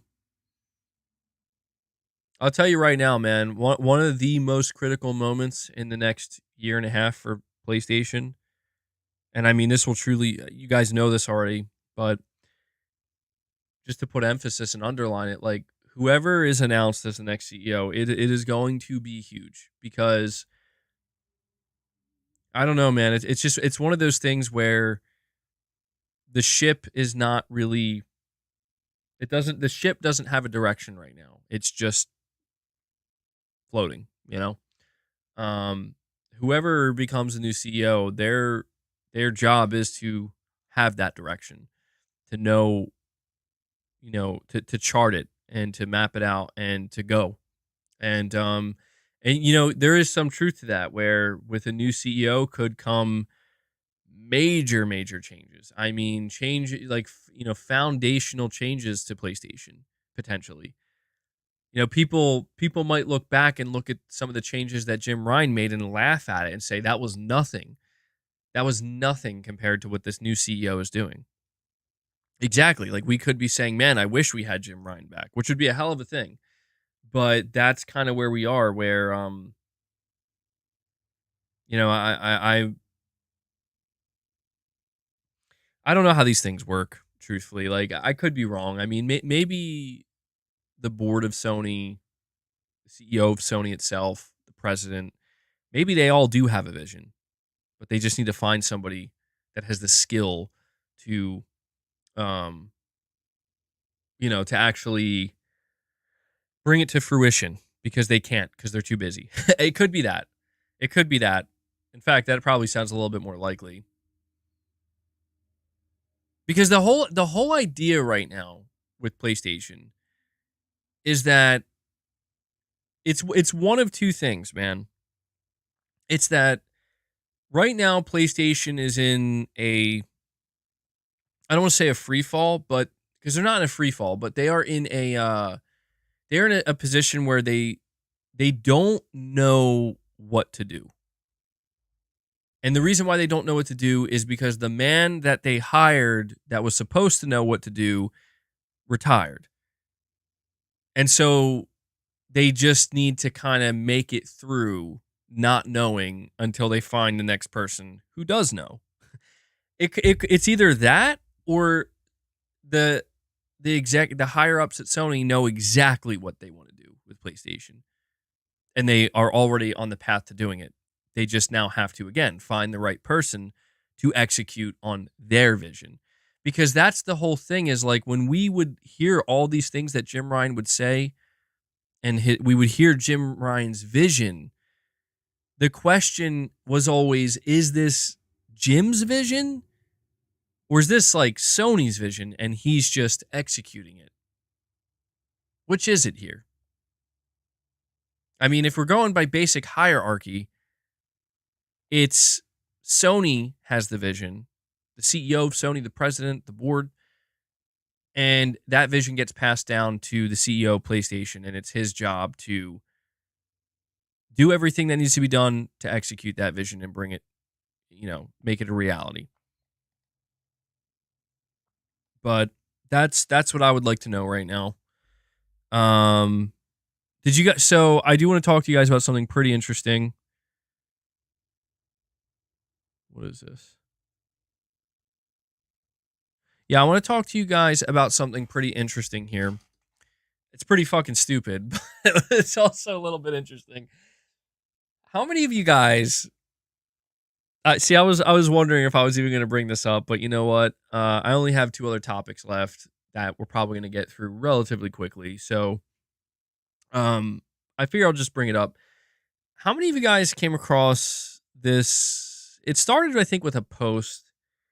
I don't have it up in front of me, but it was really bizarre because it was from a nobody account. No offense, but just somebody with like 100 or less followers, and they screen capped like 4 or 5 or 6 images from tweets from a supposedly like a big Sony investor that got like inside info, and the person, the supposed investor, the source, was basically saying that Sony is like they're gonna go, like PlayStation's gonna go bankrupt, and that they're gonna have to like close their gaming division, or that they should close their gaming division. Like they're in like total panic mode because they gave the keys to the kingdom to Jim Ryan, and Jim Ryan like fucked it all up, and now they got it. Was, I gotta admit, it was pretty fucking funny to read because I'm just like, dude, this sounds like like these toxic Xbox fanboys you see on you know on Twitter, or what I'm talking about, like the really toxic ones that don't hide it, where they're just like, I hate Sony and I hope they die. And it's like, how am I supposed to believe this didn't come from that? Because like this, it just sounds utterly ridiculous, you know? Yeah, that's what makes it so weird. Is you're saying Xbox are going crazy with this one. Like the only thing that and I don't want to give it any merit because it seems like it's just a load of bullshit. Because I mean, it's again, PlayStation, like the gaming division is Sony's bread and butter. So, like it makes them by far the most money. The profit margins are not what they should be. But Sony seems to have a more positive outlook on it. At least that's what they say. It is just so funny to me to think that, like, I don't know. That's just like the shit. Like, it's just this idea that it's just total fucking panic and anarchy. Like, it reminds me of that scene of SpongeBob. It's like in his brain where they're like looking through the filing cabinets, everything's on fire. I'm like, is that really what's going on? But as I'm saying that, we have Steven Cardinal. Steven Cardinal returns to the stream, and he keeps this membership train going today. It's been slow rolling, but rolling nonetheless. He drops 5 more memberships for this community, guys. I need to see some W's flowing in the chat. Thank you. Cardinal. Appreciate it. He's coming out here, showing some generosity to not only me, but the community as well. We're close, guys. We are 10 away. We are 10 away from hitting a goal and from giving. Look at what you guys are doing to Boss. Look at what you're doing to him. He's all depressed. He's curled up now. He's like, where are my snacks? You guys are withholding Boss's snacks. Okay, we need. Kidding, of course. I mean, trust me. He's a well-fed boy. But if you want to see him eat those snacks, nonetheless, we're 10 away. Steven, I really appreciate that, bud. Really appreciate the continued support from everybody here on the channel. But what the hell was I just talking about? But yeah, that's kind of what made me laugh about that entire thread I saw, where it's just like this. It got so many views, man. Like, people were really reading this like, oh shit, like this is real. Like Sony's going down, bro.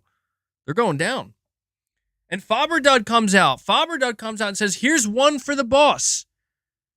I want some W's in the chat right now for Faberdud because he's coming out here showing some extra support, paying it forward, dropping a membership, getting us one more member closer. One more closer to the goal so we can feed big old boss here.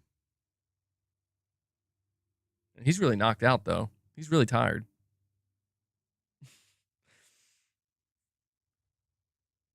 I wonder if he knows, you know? Oh, sorry, I didn't mean to wake you up there, bud. Now he has to aggressively lick himself. I clearly made him dirty, but yeah, Faberdud, I really appreciate that, buddy. Thank you. Thank you for keeping the membership train going today. Let me see here. Hold on one sec. Okay, now it's not going to show up. Damn. Yeah, did you guys see that apparently I only saw this briefly, but apparently Halo Infinite actually surpassed the player count of Destiny 2, I think for like the first time since like the launch of that game. Man, what is going on? What is going on with Bungie? Crooked Vulture, you're saying the strategy is backfiring on you, MBG. Chat cares too much about Boss's dietary needs. Well, hey, man, there is a limit. I should make that known. There is a limit. Boss can have a total of 15 treats per day for it to be in the healthy range for him with these treats.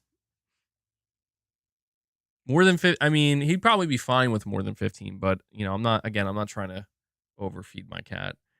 I've never overfed either of my cats, though. They've always maintained a healthy weight. Saying Halo's actually legit now, way better than launch. Yeah, that's what I've been hearing. They made some serious improvements. See, that's what's so crazy about launching live service games, man, is it really just seems like when you launch a live service game, there's just no way it's going to be anywhere near its True potential. Can we get a catnip stream? Dude, there's catnip in these treats. But no, you know what? The thing is, yeah, actually having the catnip to kind of pour out, he reacts very differently to it. Cats get weird with catnip sometimes, man. Like, they get really weird. Oh, me on catnip. I mean, I've had tea that had catnip in it. I don't think it does anything in humans. You know, now that I'm thinking about it, though, maybe was I drinking that tea on those streams where I was going kind of nuts? Damn. Yeah, no, there are a lot of teas that have catnip in it, man. God, I feel so. What was I even? I think I was still talking about that. Let me add that to the counter. I think I was still talking about the what's it called? That tweet. Yeah, I don't think there's any substance to that tweet whatsoever. Just to be clear, Bungie officially confirms Destiny 2 the final shape delays. It will release the DLC on June 4th, 2024. All right. Well, we kind of already knew about that. I guess it's just officially being confirmed today. There is another update here that I want to give you guys. This time on Silent Hill 2 Remake, there is a official post from Bloober Team where they come out here. They came out yesterday, about 24 hours ago, and they said, and this is an official statement from Bloober Team.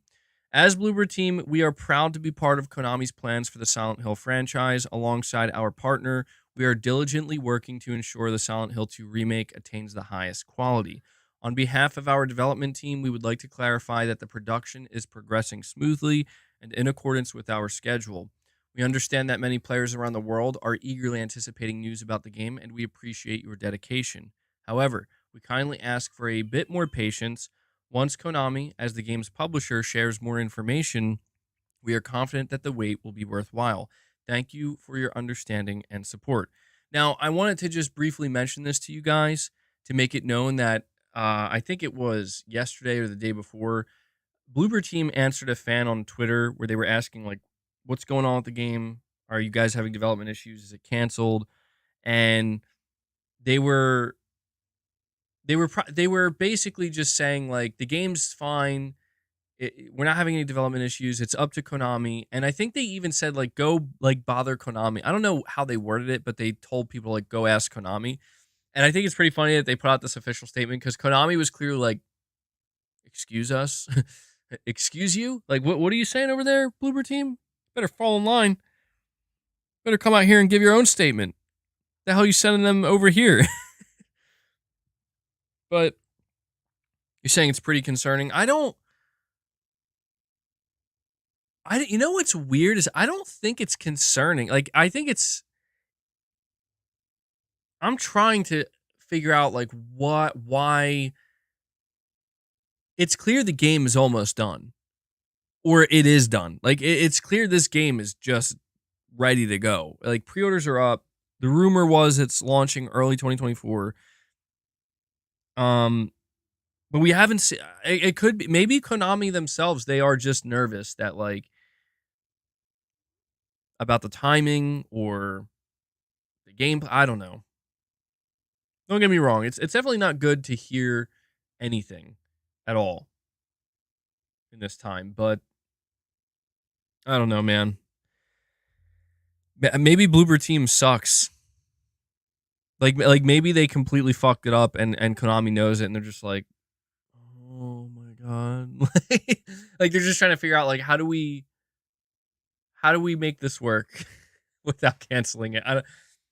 That's like the, worst case scenario, but saying you don't think it's a sign of anything. Yeah, it could just be them just,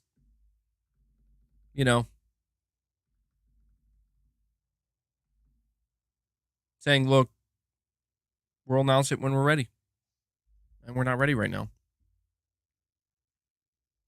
You think they're going to F up the remake? I hope not, dude.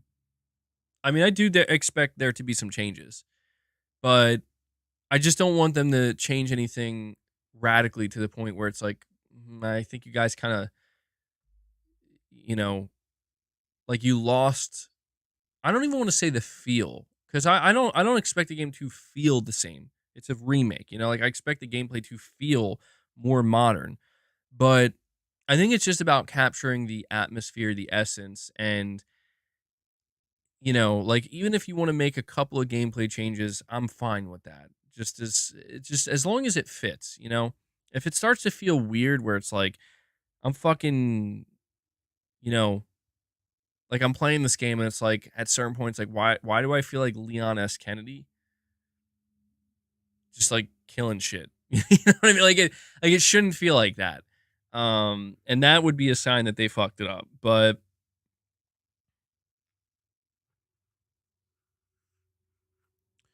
PlayStation 6 is 4 years away. Yeah, I mean, right now Sony is definitely Mark Cerny. He's cooking, man. Mark Cerny's cooking right now. He's cooking that PlayStation 6. Stephen Cardinal, I'm sorry, man. I missed your super chat here. You're saying, what the F ever happened with Abandoned? I missed the days of our conspiracy streams. Yeah, dude. I wish I could tell you, man. Abandoned, so much time has gone by, and that, like, dude, anything involving that whole thing, like, just disappeared. Just for shits and giggles, let me go check. I think they still have their Twitter account.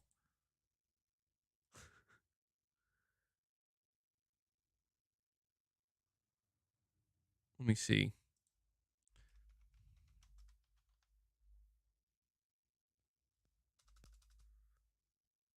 Oh, did they delete their Twitter? I can't find. Hold on. No.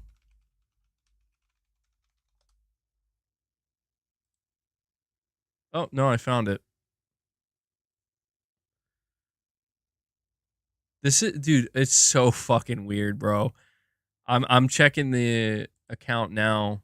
Abandoned prologue, Blue Box Game Studios, independent game developer currently working on the prologue for Abandoned coming to PS5. Their last post, the last ever post from them, the last ever post from Blue Box was a retweet of IGN's article with Hideo Kojima's face sitting right there. November 3rd, 2022, IGN, Hideo Kojima has confirmed his lack of involvement in the development of Blue Box Game Studios Abandoned. That's the last thing they ever tweeted. And then below that, they also retweeted another article, or quote tweeted one where, again, it has Kojima's face. From Game Informer, Hideo Kojima has publicly addressed the Blue Box Game Studios abandoned conspiracies, calling it a nuisance. We want to thank Hideo Kojima for addressing the conspiracies openly. It's been a burden and not cool for both fans and developers. We hope everyone can close this for good. We are working hard on Abandoned, and we would like to thank you all for... Dude, I'm sorry. I still believe, bro. I can't... How can I look at that shit and not... Listen. This is all I'm going to say, because you got me going. You're saying the MBG, the interview with Colin, told us what we needed to know. I know. See, that to me, I will say, out of everything that has occurred, it is specifically the Sacred Symbols interview that threw me off. Like, if there was anything that made me go, okay, wow, yeah, we were just thrown for a loop here, it was that, because it's like Sacred Symbols is not mainstream media, and that's what kind of caught me off guard, because I was convinced that if this was some kind of like intricate ruse, that whoever this Hassan Karaman guy is, like if he's actually a hired actor to play this role and do these interviews, he would only be allowed to go to certain places, and he wouldn't be allowed to just go anywhere, right, and do anything. At least that's the assumption. And so when I saw him on Sacred Symbols, because Sacred Symbols is popular, but again, they're not mainstream media. Some people view Sacred Symbols as like Colin Moriarty as a controversial figure. I could see that being something that if it was some kind of like, uh, some kind of like game or some shit that Kojima constructed that maybe they would be a little bit like, I don't know about that, but it's just so fucking wild to me that this whole dude, I want to remind people this game started in 2021. It was announced on the official PlayStation blog as a survival horror game. It was going to be a PlayStation exclusive. All right.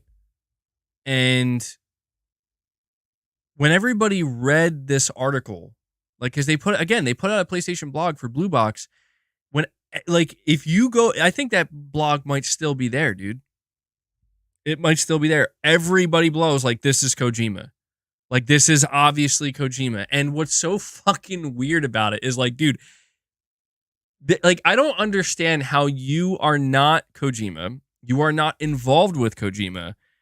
You're not even, like, it's just so funny to think that this person actually just was trying to make a game.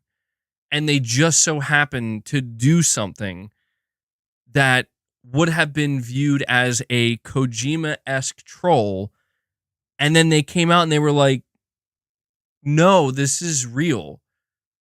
But it was so ridiculous that it's like, no, it's not. No, you're not. This isn't real. Like, we know this isn't real. Like, you're not fooling us.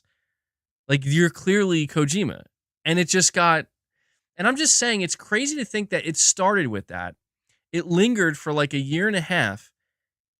And it ends with, again, like the source of all of their, if you remember, the source of everything relating to Blue Box stemmed from Twitter and their Twitter account. And it's just so crazy that it all ends with these retweets of just Kojima's face sitting there saying, yeah, I have nothing to do with this. This shit's annoying. It's just like, what is happening here? You can't argue with the necklines, bro. He is fake Kojima. Yeah, it was such a and you know what else is interesting too is like you're saying, why didn't Sony put a stop to it? Well, see, that's where things get so weird with it, because when you look back at how wild it actually got, I think people may have forgotten, not you guys, but some people may have forgotten, like, how fucking crazy it got, dude. Like, you had it took over. It fucking took over everything. And it was like catching like wildfire, and Kojima wasn't saying shit. And he, like, you could tell he was just kind of sitting back and watching. And and at certain times he even seemed like he was playing into it just a little bit with some of his tweets, but you could never really tell for sure.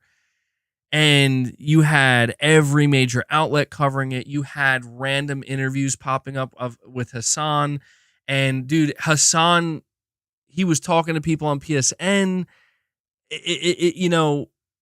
People were dissecting, like, he just seemed like somebody who didn't actually know what he was talking about, but was being like told what to say and couldn't even say it correctly. It was the craziest shit I'd ever witnessed in this industry, bro. It still is. Even to this day, that is the craziest shit I've ever witnessed. And it's just so funny that the only time Kojima ever acknowledged it, and I want to point this out too, the only time Kojima ever acknowledged it officially was one time on his podcast where Jeff Keighley, of all people, asked him about this. And it was when everything died down, and he just said, yeah, I have nothing to do with this. I don't know who this guy is. You know, just for shits and giggles. Where let me click on this fucking IGN article, because now you guys got me reminiscing. This was November 3rd, 2022. Hideo Kojima has responded to the rumors and fan theories that he was involved in the development of Blue Box Game Studios' Abounded, and that it was secretly his next entry in the Silent Hill franchise. Kojima has confirmed he has no involvement and calls the rumors of any connection to Blue Box a nuisance. Well, this one I really didn't understand at first, Kojima said. Users just kept sending me pictures of this Hassan. They still send me collages and deepfake images, like 20 a day. It's really quite a nuisance. This has been going on for almost 2 years now. And Jeff, you remember when we did that Moby Dick thing, right? You were in on the whole thing, and that was pretty fun. But people should know that I wouldn't do the same thing twice. Like, there's just you got to, dude. You got to admit, there's just something suspicious about his wording and everything he's saying. Where it's like, dude, you're right. You wouldn't do the same thing twice, and this is definitely not the same thing. Dude, I love how Kojima played it off like it was a nuisance. It was annoying. Like, bro, bullshit. You were laughing your ass off. You knew you're sitting over here being like, man, I'm really fucking living rent free in everybody's head, aren't I? Without even doing anything. But it was a sight to behold, dude. It really was. I've never seen anything quite like the situation with Abandoned, and there will be. How come there hasn't been a documentary yet? Somebody's got to get on. Somebody's got to make a documentary on this because it is. Somebody should figure out where Hassan is now. Fuck, man. Maybe we should do this. Let's go investigate. I have a question really quick. I have a question with you guys because I remember that this Hassan Karaman guy was like adding people on his PlayStation account under the username Sneaky Warrior. Christ. Does anybody still have him on their friends list?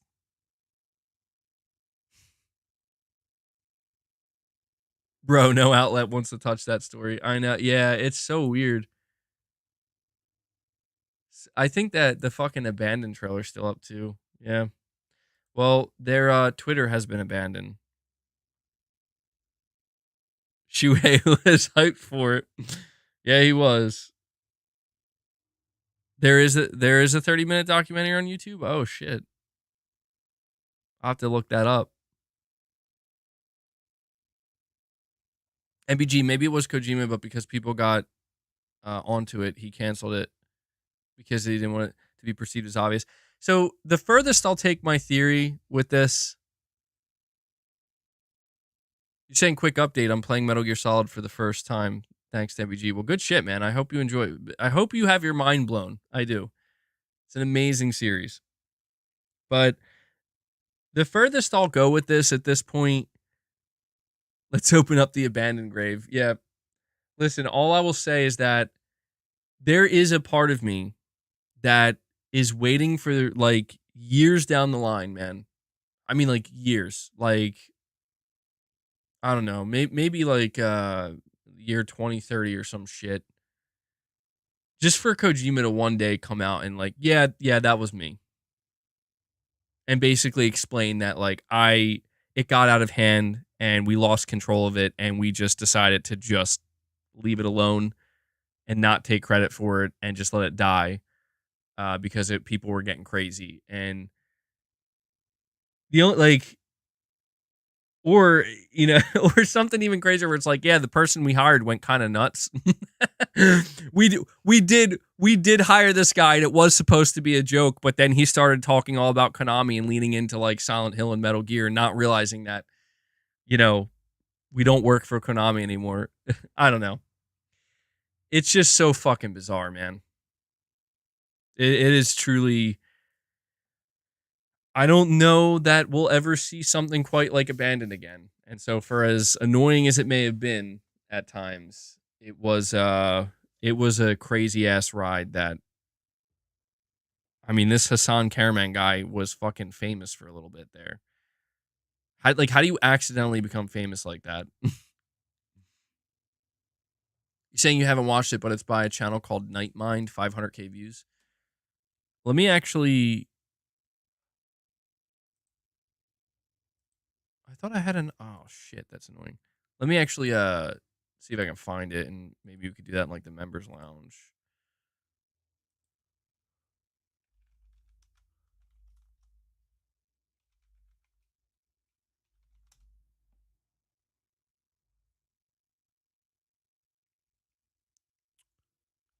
You said Nightmind?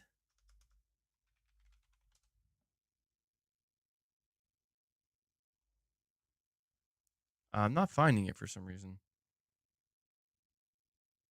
Oh, I'm spelling it wrong. That's why I'm an idiot. Why was I spelling it like that? Oh, okay. The Mystery of Abandoned. It's made 2 years ago. A mystery game spirals out of control. Oh man, that's awesome. It was a crazy chapter in the MBG history. That was the most unhinged I ever became, bro. Like I was going fucking nuts. Cause I really thought, dude, like I really thought I was like, it's because in my mind, I thought that this is Kojima's like this is the moment where Kojima truly cements himself as the like he's gonna do something that no one ever did in this industry and no one will ever be able to do. And I really believe that. And there was just so much evidence there. But yeah, I don't know. Something tells me that Kojima has more, he ultimately has more to say about it. But for the sake of keeping people like me at bay, he chose to say it, say all he needed to. And MBG, remember when we were analyzing Kojima and Hassan's necklines? Yeah, see, that's when you kind of realize that, maybe we're not onto something, guys. Maybe we're just taking this too far. That shit was so funny. That was crazy. We had a pin board connecting the dots. Good times though, man. Really good times. Sean Mitchell, thank you for the super chat, man. You're saying in hysterics thinking back to watching your psychotic stream for the teaser trailer and it got delayed for days just for it to be a 5-second teaser. Yeah. So yeah, that to me was also really bizarre, man, because it's like, I mean, this guy really had everybody in the palm of his hand, myself included, and it's just difficult. It ultimately feels like it was a troll, dude. Like that's what's so weird looking back on it, is it really just feels like it was some kind of massive troll. And I don't know if you guys remember, but he actually got this that company, I think Noir or something like that, where they actually work with like big games and big companies. That he actually got them to make a video for them, vouching for them, which was like, it was just shit like that. That just, it was like, what is going on? Like everybody's like, this is a scam. This ain't real. Meanwhile, we have like real valid companies like getting involved, and it's like, what the fuck is going on? Really strange shit.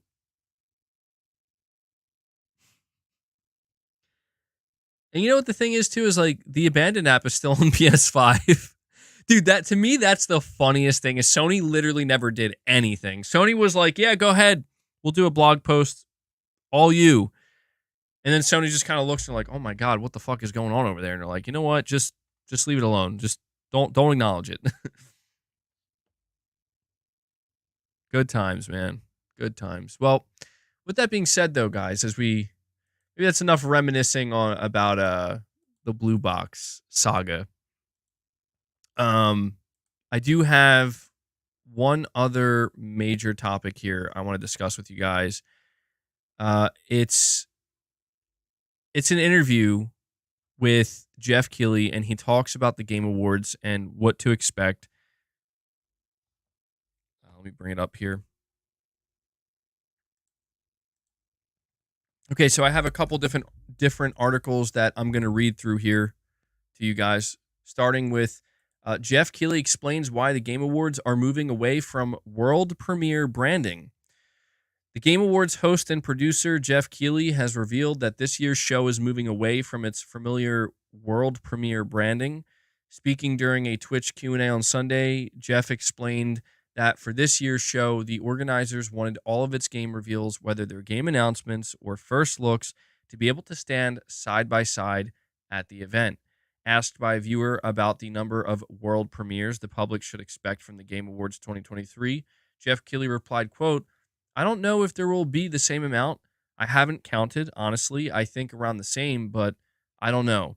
Also, what is a world premiere? Actually, you'll see this year we often put up those cards world premiere, world premiere. We're kind of moving away from that just because everything's kind of, is it a first look? Is it an announcement, etc.? So we just treat it all as great game content," end quote. The host and producer said viewers should expect a similar runtime and amount of content as previous years. I don't want to quote a number because then it's going to reverberate on the internet, but it's probably similar to past years in terms of the length of the show and content, Keeley said. We went a little bit shorter last year, or we tried to, but then Christopher Judge took his sweet time with his speech. Oh my God, I forgot about that. It's probably going to be similar to last year with a little bit shorter show. And so, yeah, this was I'm just curious to get your read on this, guys. Like, how do you feel about Jeff basically saying that they're doing away with the world premiere branding, and the reason for this is because they just want to put all the content that shows up at the Game Awards under the same umbrella, where it's, they're not going to say it's a new announcement or world premiere branding. They're not. You like it? Yeah. I see. That's the thing, is I feel like at first you hear like, oh, they're removing world premieres. I think it's dangerous to do that. It's a little bit risky to do that because it might mislead people thinking that, oh, I guess there isn't going to be any new announcements. But I do kind of like it as well because I don't know. I guess it leads to a more naturally like a more natural flow to a show where it's like, I feel like when you don't hear the world premiere, you're just like less tuned in. And as soon as you hear it, you're like, oh. Whereas I feel like with something like this, it kind of keeps like you just don't know. You know what I mean? You just don't know what's about to happen. And I feel like in a way, I guess I'll put it this way. In a way, I feel like them saying world premiere, it's two things, right? Like it automatically changes your expectations, which can be bad because if it's a shitty world premiere, you're just setting people up for disappointment. But number two is I feel like it also does kind of, in a way, downplay other announcements and other things that might be there, where it's like, okay, maybe it's not necessarily world premiere, but that doesn't mean it's like, you know, that doesn't mean it's not going to be interesting or not good. So I do like this idea of just kind of, as he says, it's all great content. It's all going to be there. So I do want to point something out though. And see, Jeff's not stupid, like he was asked how many world premieres or like new games are going to be there. He avoided answering that question. He basically said, I don't know. Maybe more, maybe less. He didn't answer it. This is interesting to me because it's like, well, every year he would always answer this question by saying it's either like the same amount or more. So I don't know if this actually means like there's going to be less, or if he's just, again, if this just kind of falls in line with when he says almost the same amount. Wait, let me reread that. Was he talking about the premieres? I thought he was talking about the length of the show. I don't want to quote a number because then it's going to reverberate on the internet, but it's probably similar to past years in terms of length of the show and content. Okay, and content.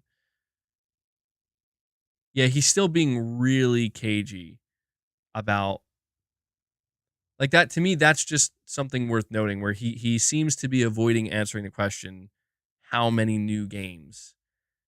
Probably I think that's a smart thing to do. Yeah, I think it's a smart thing to do because it's like he's not wrong where it's like any answer he gives is gonna reverberate, and I like when Jeff is. I think he's learned over the years, and I think we're seeing that right here. Is that the quieter you are, like, and the less you say about it, the less disappointed people will be.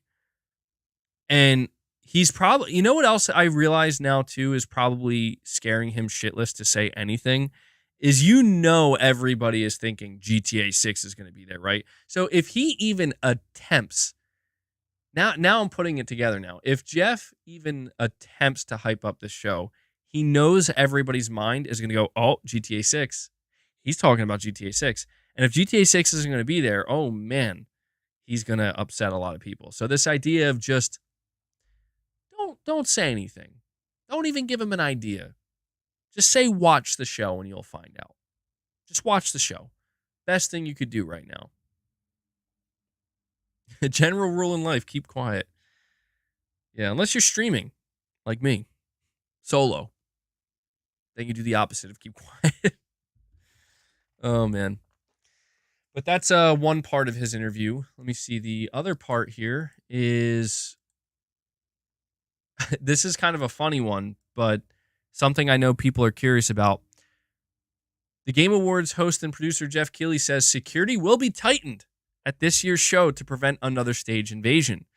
Both the Game Awards 2022 and this year's Gamescom opening night live show were disrupted by unauthorized people coming into the stage and speaking into the microphone. The incidents have raised concerns for the safety of Keighley and the other guests who take the stage and give and receive awards and discuss his upcoming games. In a recent Q&A stream on Twitch, Keighley was asked if he would be taking more security measures for this year's show. Keighley said he was, but didn't want to go into specifics so that would-be invaders wouldn't know the security plans in advance. He's clearly hiring like mercenaries to show up with assault rifles, so that way no one can get in without authorization. And he says, yeah, we are. He replied, I don't want to talk about that stuff too publicly just because it's security. We definitely have plans, and we're trying to do all we can to keep me safe, but also everyone watching the show, the audience, people participating in the show and everything. It's certainly something we're thinking about. We appreciate the concern. Believe me, that's something that is top of mind for us, but we also want to put on a great show that celebrates these games and celebrates the love of video games.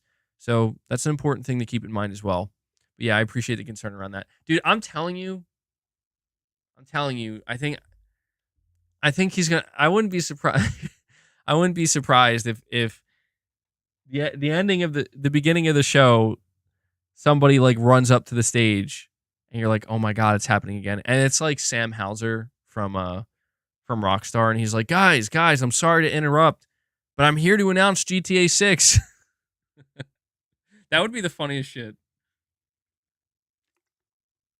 It'd be a great marketing ploy.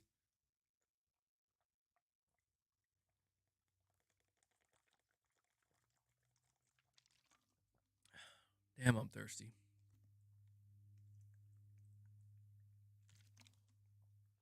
Saying, to be fair, that would be a good thing.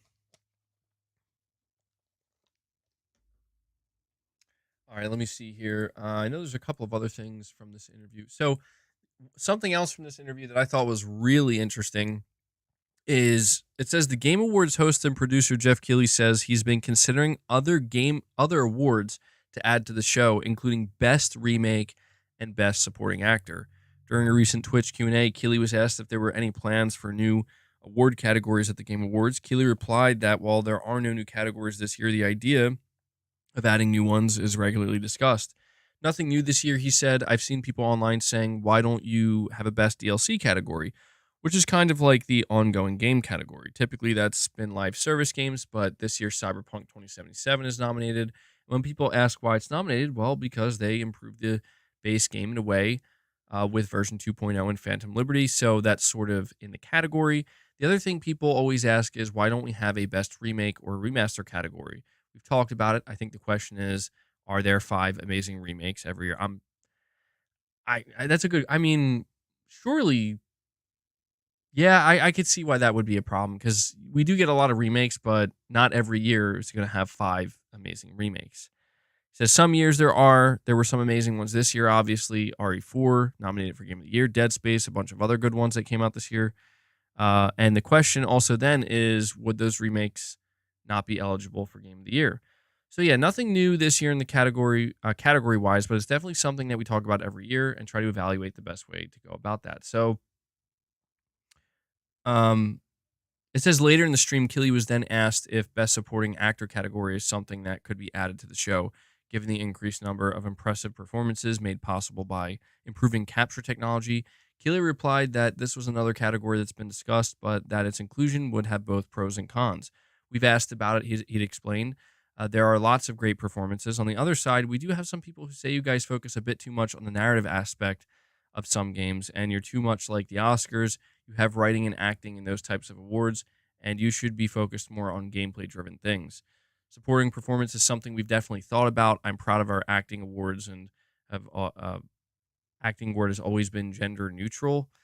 We started in 2014. We don't have actor and actress awards. We really just blend them into one acting category, which I think was the right call we made back in the day. I agree with that. I think that's pretty smart. So yeah, we've talked about it. No plans this year, but it's definitely something that's been brought up before. So yeah, I mean, what do you guys think about this? Like, I kind of feel like this is pretty weird because I understand why you maybe couldn't have a remake or remaster category because maybe there's not enough remakes coming out in 1 year, but it's just so weird. Like, you see all these different categories they could do, like best supporting, blah blah blah, and but it's like when we're not doing that. But here's best content creator of the year. Like, what the fuck? You know what I mean? It's like, yeah, I would definitely take a best supporting actor category over like best content creator of the year or some shit. I gotta let lay out.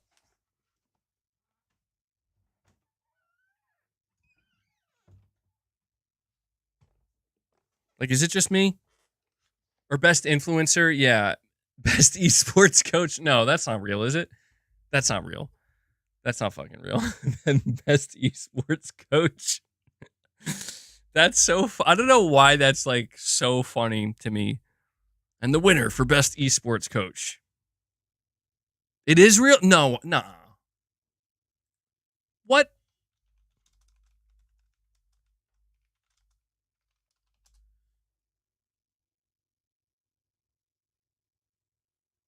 The Game Awards 2022 esports category winners. Holy shit. Wait, is that still a thing? You're saying why is that weird? They have coaches. Dude, it's the idea. Look, I know esports are considered sports now, but it's always just been weird to me. Like, no matter what. Like, I say that as somebody who accepts them, right? Like, yes, esports, but it's still just weird to me. I can't help it. And it's just so funny to like I don't know, man, just the idea of like esports coach. But hey, man, I'm not here to judge. Doesn't mean it isn't weird to me. That's all. But yeah, that's that's what's so interesting to me and why I feel like it probably is really difficult to come up with the stuff because you do have to consider all that stuff because that is part of gaming, you know? Like, I'm laughing at it a little bit, but it's like, yeah, it's true that it is part of gaming these days. So that's pretty much all the news I have for you. It's like, God, my muscles are sore. I worked out my arms yesterday, and man, I'm feeling it. Definitely feeling it in my triceps. There is 3,000 mouse reps, boys. Let's go. All right, look. I came across this clip and I'm thinking about playing it. This is a little bonus here. I saw this clip circulating on Twitter, and it was of, let me see. I think it's from the Xbox 2 podcast, which I think features Randall Thor and Jez Corden. And there was like this 2-minute clip. Yes, there's going to be a members lounge today. I see somebody asking in the chat. And this 2-minute clip, I think, has to do with console sales. And, we've been talking all about that. And this person, I don't know, there's like this kind of debate happening online where, like, I guess in this clip, and I'll play it so you guys can hear, they're talking about, I think it was Jez Corden maybe who says that, like, it's kind of unfair to compare them or whatever, like PS5 sales and Xbox sales. And it's led to this kind of debate. And I feel like this is a debate that has continued to go on and on. So I figured I would just play this clip, see what they say. Let me make sure it's going to come through here. Hold on. Yeah, so while the 52% down is not a position you want to be in, it's also not the end of the world. If it was 52% down in the really quick, is that audio coming through for you guys? Devil Shooter says debate, just go to PC. Well, you know me. I like to hear. So you did hear? Okay. All right. Sorry if it's a little bit echoey. US, right? Like imagine if this was like Xbox down 52% in the US, then you'd be like, because that's Xbox's market, right? If you were like 52% down in their number one market, they'd be like, oh shit, but like it's Europe, and I don't think anybody expects them to do well in Europe. I mean, there's reports that it's like PlayStation is outselling Xbox in France like 9-1 or whatever it is, or 7-1. The thing is, right? A lot of the narratives and discussions is all through the lens of Sony's business model, which is selling consoles to get people into their closed ecosystem. But like, it's never in the context of Xbox's business model, which is selling games no matter where you are, pretty much, and selling services and stuff like that. They have different business models, and comparing them one to one is frankly unfair. But it's easier to make things more simplistic when you're putting in the headline and you're doing, you putting things like that, and it's difficult to really touch on some of those nuances in a tweet or in a headline or whatever. But nobody wants to read the small print. Nobody wants to read past the headline and stuff like that, So like Xbox's software sales and their services sales and all that kind of stuff, that is like, for Microsoft, that is their headline act. That is everything that they're interested in, everything they care about. If they wanted to sell consoles, they wanted to be a console, if they wanted to compete with Sony, they wouldn't be putting things day and date onto PC. More people than ever are growing up and switching straight into PC, like kids and Gen Z and Gen Alpha even. They don't want console. They see their favorite streamers using PC. Devil Shooter, is that you? You're switching to PC? Yeah, I don't know, man. I think what's interesting to me about this clip that I came across is I don't think Jez Corden's wrong. I think he's right. But this to me, like if you listen to what he says how it's software sales and service subscriptions and that stuff. Like that's what matters most to Microsoft. And this is why they're putting their games everywhere and why they're going day and day. It's like, you see, I had this entire conversation with you guys yesterday, like an extensive conversation about how Microsoft is going to go third party. They're going to go third. This is why they are forsaking the console and don't give a shit about it. And if you listen to what Jez Corden said, I'm not saying he's saying they're going to go third party, but what he's saying leads down that path. Where it's like if it's unfair to compare console sales, PS5 sales to Xbox sales, because Microsoft is doing things differently. Like they're judging their success and they're measuring their success differently. And, we can't just look at it through the traditional console, business model lens. Then if anything, it just starts to push more in the direction of, well, yeah, it seems to me like they're just pushing further and further into third-party territory. Third party with a console option. I don't think that would work for Microsoft, the idea of going third party with a console option, because I mean at that point it's like, how could you actually sell an Xbox to somebody? Like, hey, you could go buy a PS5 and you could get Spider-Man 2. Again, if Microsoft is third party, you could get Spider-Man 2 and you could get Hellblade 2 or the next Halo when it comes out, right? Or you could just buy this Xbox and just get the next Halo and no Spider-Man 2. You're saying, Dark Horse, you're saying you're not going to go third party, guys. I'm sorry to say it. Well, they might not. They might not, but it's like I've always found it very interesting that when we have these conversations about console sales and the idea of it's unfair to compare them in that traditional sense. And it's like headlines, the headlines are writing it where it makes it seem like the PS5 is destroying the Xbox, or PlayStation's destroying Xbox in this regard. And there's not enough room for like the nuances and stuff. But it's like when you do begin to make room for those nuances, right? And you begin to kind of open that door and you realize like, oh, well, Microsoft is finding success in this area and this area and that area. But in this one area with the console, they're doing actually really badly. We're struggling a lot. Those nuances, again, lead down that path of, so they're not third party, but if software sales matter to them most, right? And maybe subscription service, these are the things that matter most. I mean, I don't know. I guess we'll see where it leads, but just an interesting little clip I came across. It's causing a lot of, it's leading to a lot of different arguments. You know how it is. It gets pretty intense. But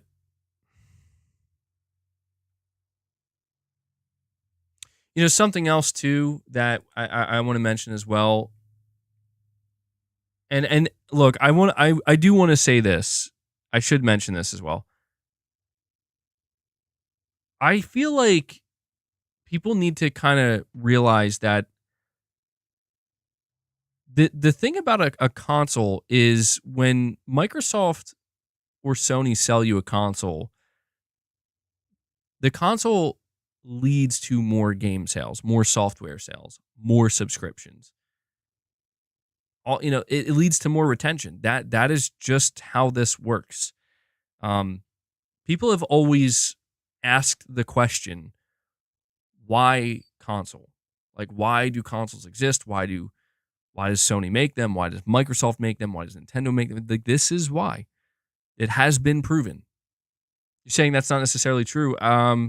I mean, maybe not in every single instance, but more often than not, it leads to more software sales. More often than not, it leads to more subscriptions. It leads to more retention. I mean, there are those cases where, it's I don't feel like it's very common, but I guess maybe it has happened throughout the console history where there have been those rare instances where the console's selling really well, but no one's buying games for it. Or the console's selling really well and people aren't using it. I mean, I get like that, and that's what's so funny to me is like you see people kind of make those jokes on the internet where it's like, man, my PS5's collecting so much dust, it's just an exclusive machine. It's like, yeah, good for you, man. Like, what about the millions of other people where they're using it almost daily and buying games all the time on it? It's like,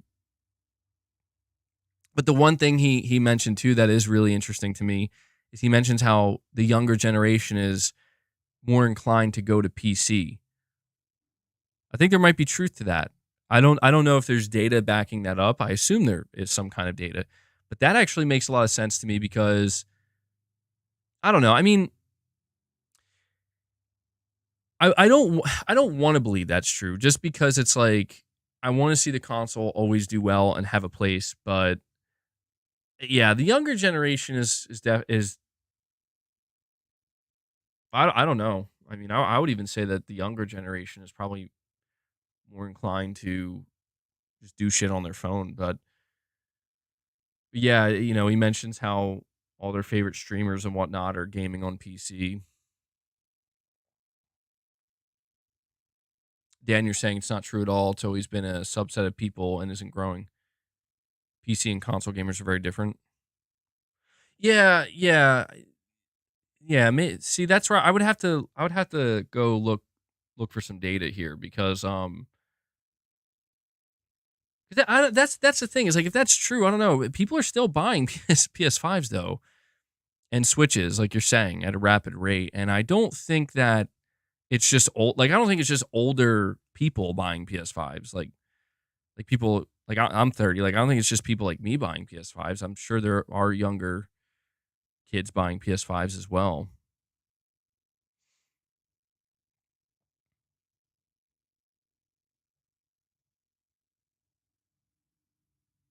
You saying you would think more kids are growing on mobile more than PC. Yeah, I was kind of leaning in that direction too. Your 16-year-old nephew went from PS4 to PC. All his friends have PC. Okay, that's interesting.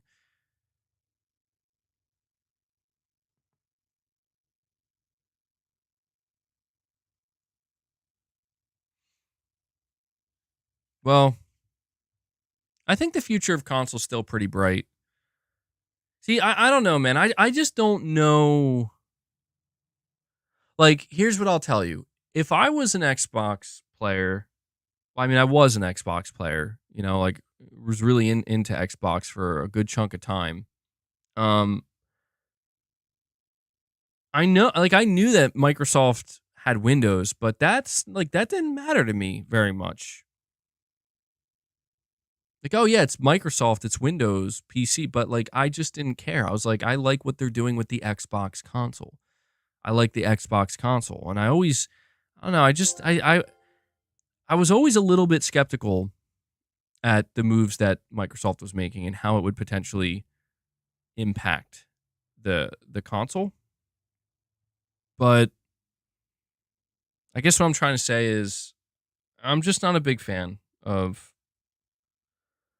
I'm not saying Xbox fans like, you know, like these guys on this podcast. I'm not saying they should be freaking out saying like, "Oh my god, what time is the members lounge?" It's probably going to happen in the next 10 to 15 minutes. But I'm not saying they should like freak out and lose their minds or anything like that. But I guess I'm just saying if it was me, like if this was PlayStation right now, okay? Like if PlayStation was doing all the things that Microsoft was doing and the PlayStation console was selling horribly and getting just trounced, you know, by the competition, I definitely wouldn't be out here downplaying that. I would be like, what is Sony doing? Like they are killing their console. And I would be saying the same thing about Sony that I'm saying about Microsoft. I'd be saying Sony seems like they're getting ready to go third party and get out of the console space at this rate. And that's why I don't I don't know. That's a question I would like to ask a lot of Xbox fans. I don't know if there are any Xbox players here right now. Like, I mean, people who are really into Xbox. How would you feel about Microsoft going third party? Like, is that something you would actually like cheer on and be happy about, or something you would be against, or saying when the PS5 launched, one of your friends got one for your friend and the other for his little brother. When I got to his house that day, his brother was playing Fortnite on his PC. Oh, damn. BB12, you're saying you're against it? The one says it'd be good for the industry. It would be concerning for the console side, for sure. But good for the industry, potentially, yeah. It would be pretty exciting to see that. Yeah, I don't know, man. It's interesting to hear, you know. Look, man, I'm just saying, I know for a fact that a lot of these Xbox guys today that are, you know, talking about this, I know that they were very much enthusiastic, and maybe still are, but definitely more outwardly enthusiastic about the Xbox console in 2020. And certainly, you know, with the Xbox One X, I know because I was there. And it is just crazy to me how, I don't know, I guess like people are just, and maybe it'll happen to me one day, but they just seemingly are like, yeah, you know, it's fine. It's cool. No big deal. It's like, well, I guess. I mean, again, I'm not saying I think you should lose your mind over it, but it's like, it's kind of not good. Yeah, like, I don't know, man. I don't know. I guess maybe that's just times change, people change. Maybe people, you know, people are more cool with certain things happening. Because I'll tell you what, like, there definitely are PlayStation. Look, there are PlayStation fans, no matter what. I'm not saying it's you guys. I'm not speaking for any one of you guys. But I know that there are PlayStation fans that if Sony came out and said that the PlayStation 6 is the last PlayStation console, and we're putting the PlayStation Store and ecosystem everywhere on all devices, there would be a lot of PlayStation fans would say, okay, cool. Yeah, I'll go. And I guess maybe at that point you couldn't really blame anybody because you'd have no choice to, if there's no more console. But I'm just saying, it's like, people will kind of just go with the flow, and it doesn't always have to be a bad thing or a problem, but it's just worth pointing out.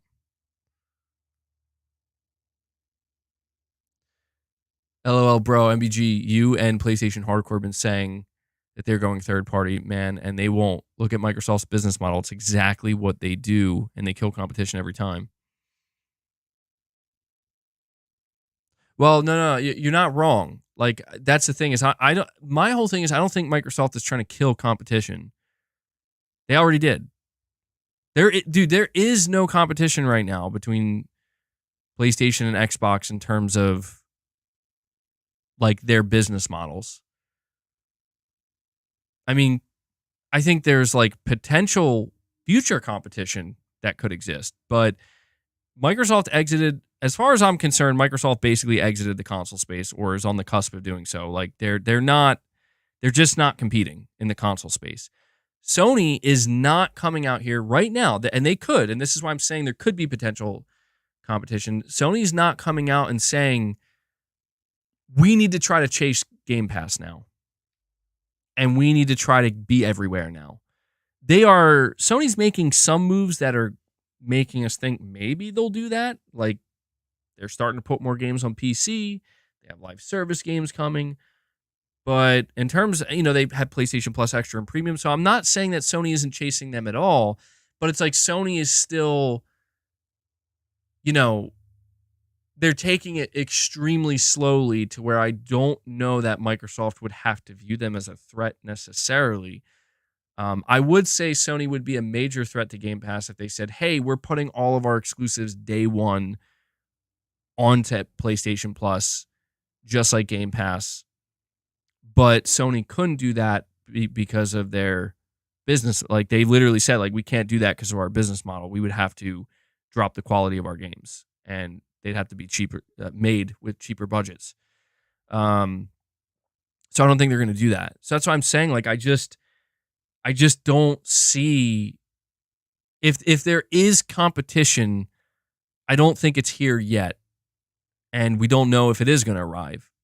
But if it does, it's going to arrive in a different way than we're used to, certainly. Feral Flame, a member for 5 months, says, think about soccer moms that can't connect a console. They wouldn't have a chance with PC. Consoles are slightly easier to use regardless of age. Yeah, that's something I've always talked about as well.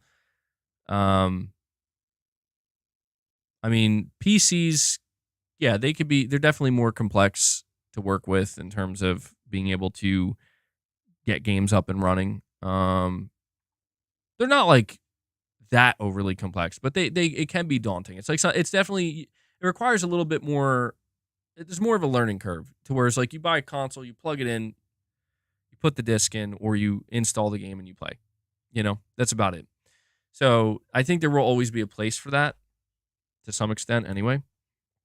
We have Ice Rezo with a $5 chat. He says, MBG, majority of gamers with disposable income play on PC. If you're serious about gaming and you have money to spend, play on PC. Well, I definitely have a gaming PC, and it's interesting because there is this one of the games we're going to talk about in the Members Lounge is this game called The Day Before. And it's weird situation with this game, but it actually doesn't look half bad. And I was looking at it and I'm like, oh, it's PC only. And I was asking myself, like, well, would I go game on PC to play this? Maybe. Like, I'm not against it necessarily. To me, it's just one of those things where it's like old habits die hard or just don't die at all.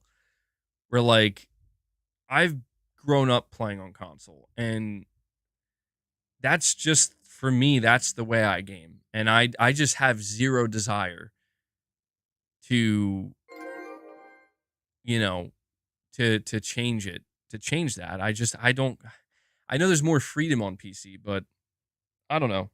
If I ever feel like I need more freedom, it's there, you know? You're saying that is why Xbox will continue to be made. Plug and play is important. I do agree with that, but again, I think it all hinges on the notion of like if they go third party or not. I don't know. Maybe Microsoft can have not the best, but maybe they can exist in all worlds as a possibility. Certainly, you can use a controller. I know that. I know that.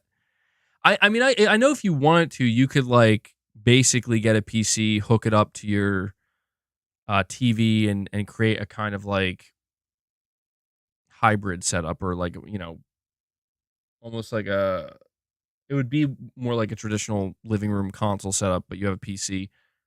But again, I don't know. To me, I just like the console. I don't know. That's the thing. I don't want to see the Xbox console go away. I want to see more competition, man. I do want to see Xbox sales pick up. But yeah, Ice, I hear you, man.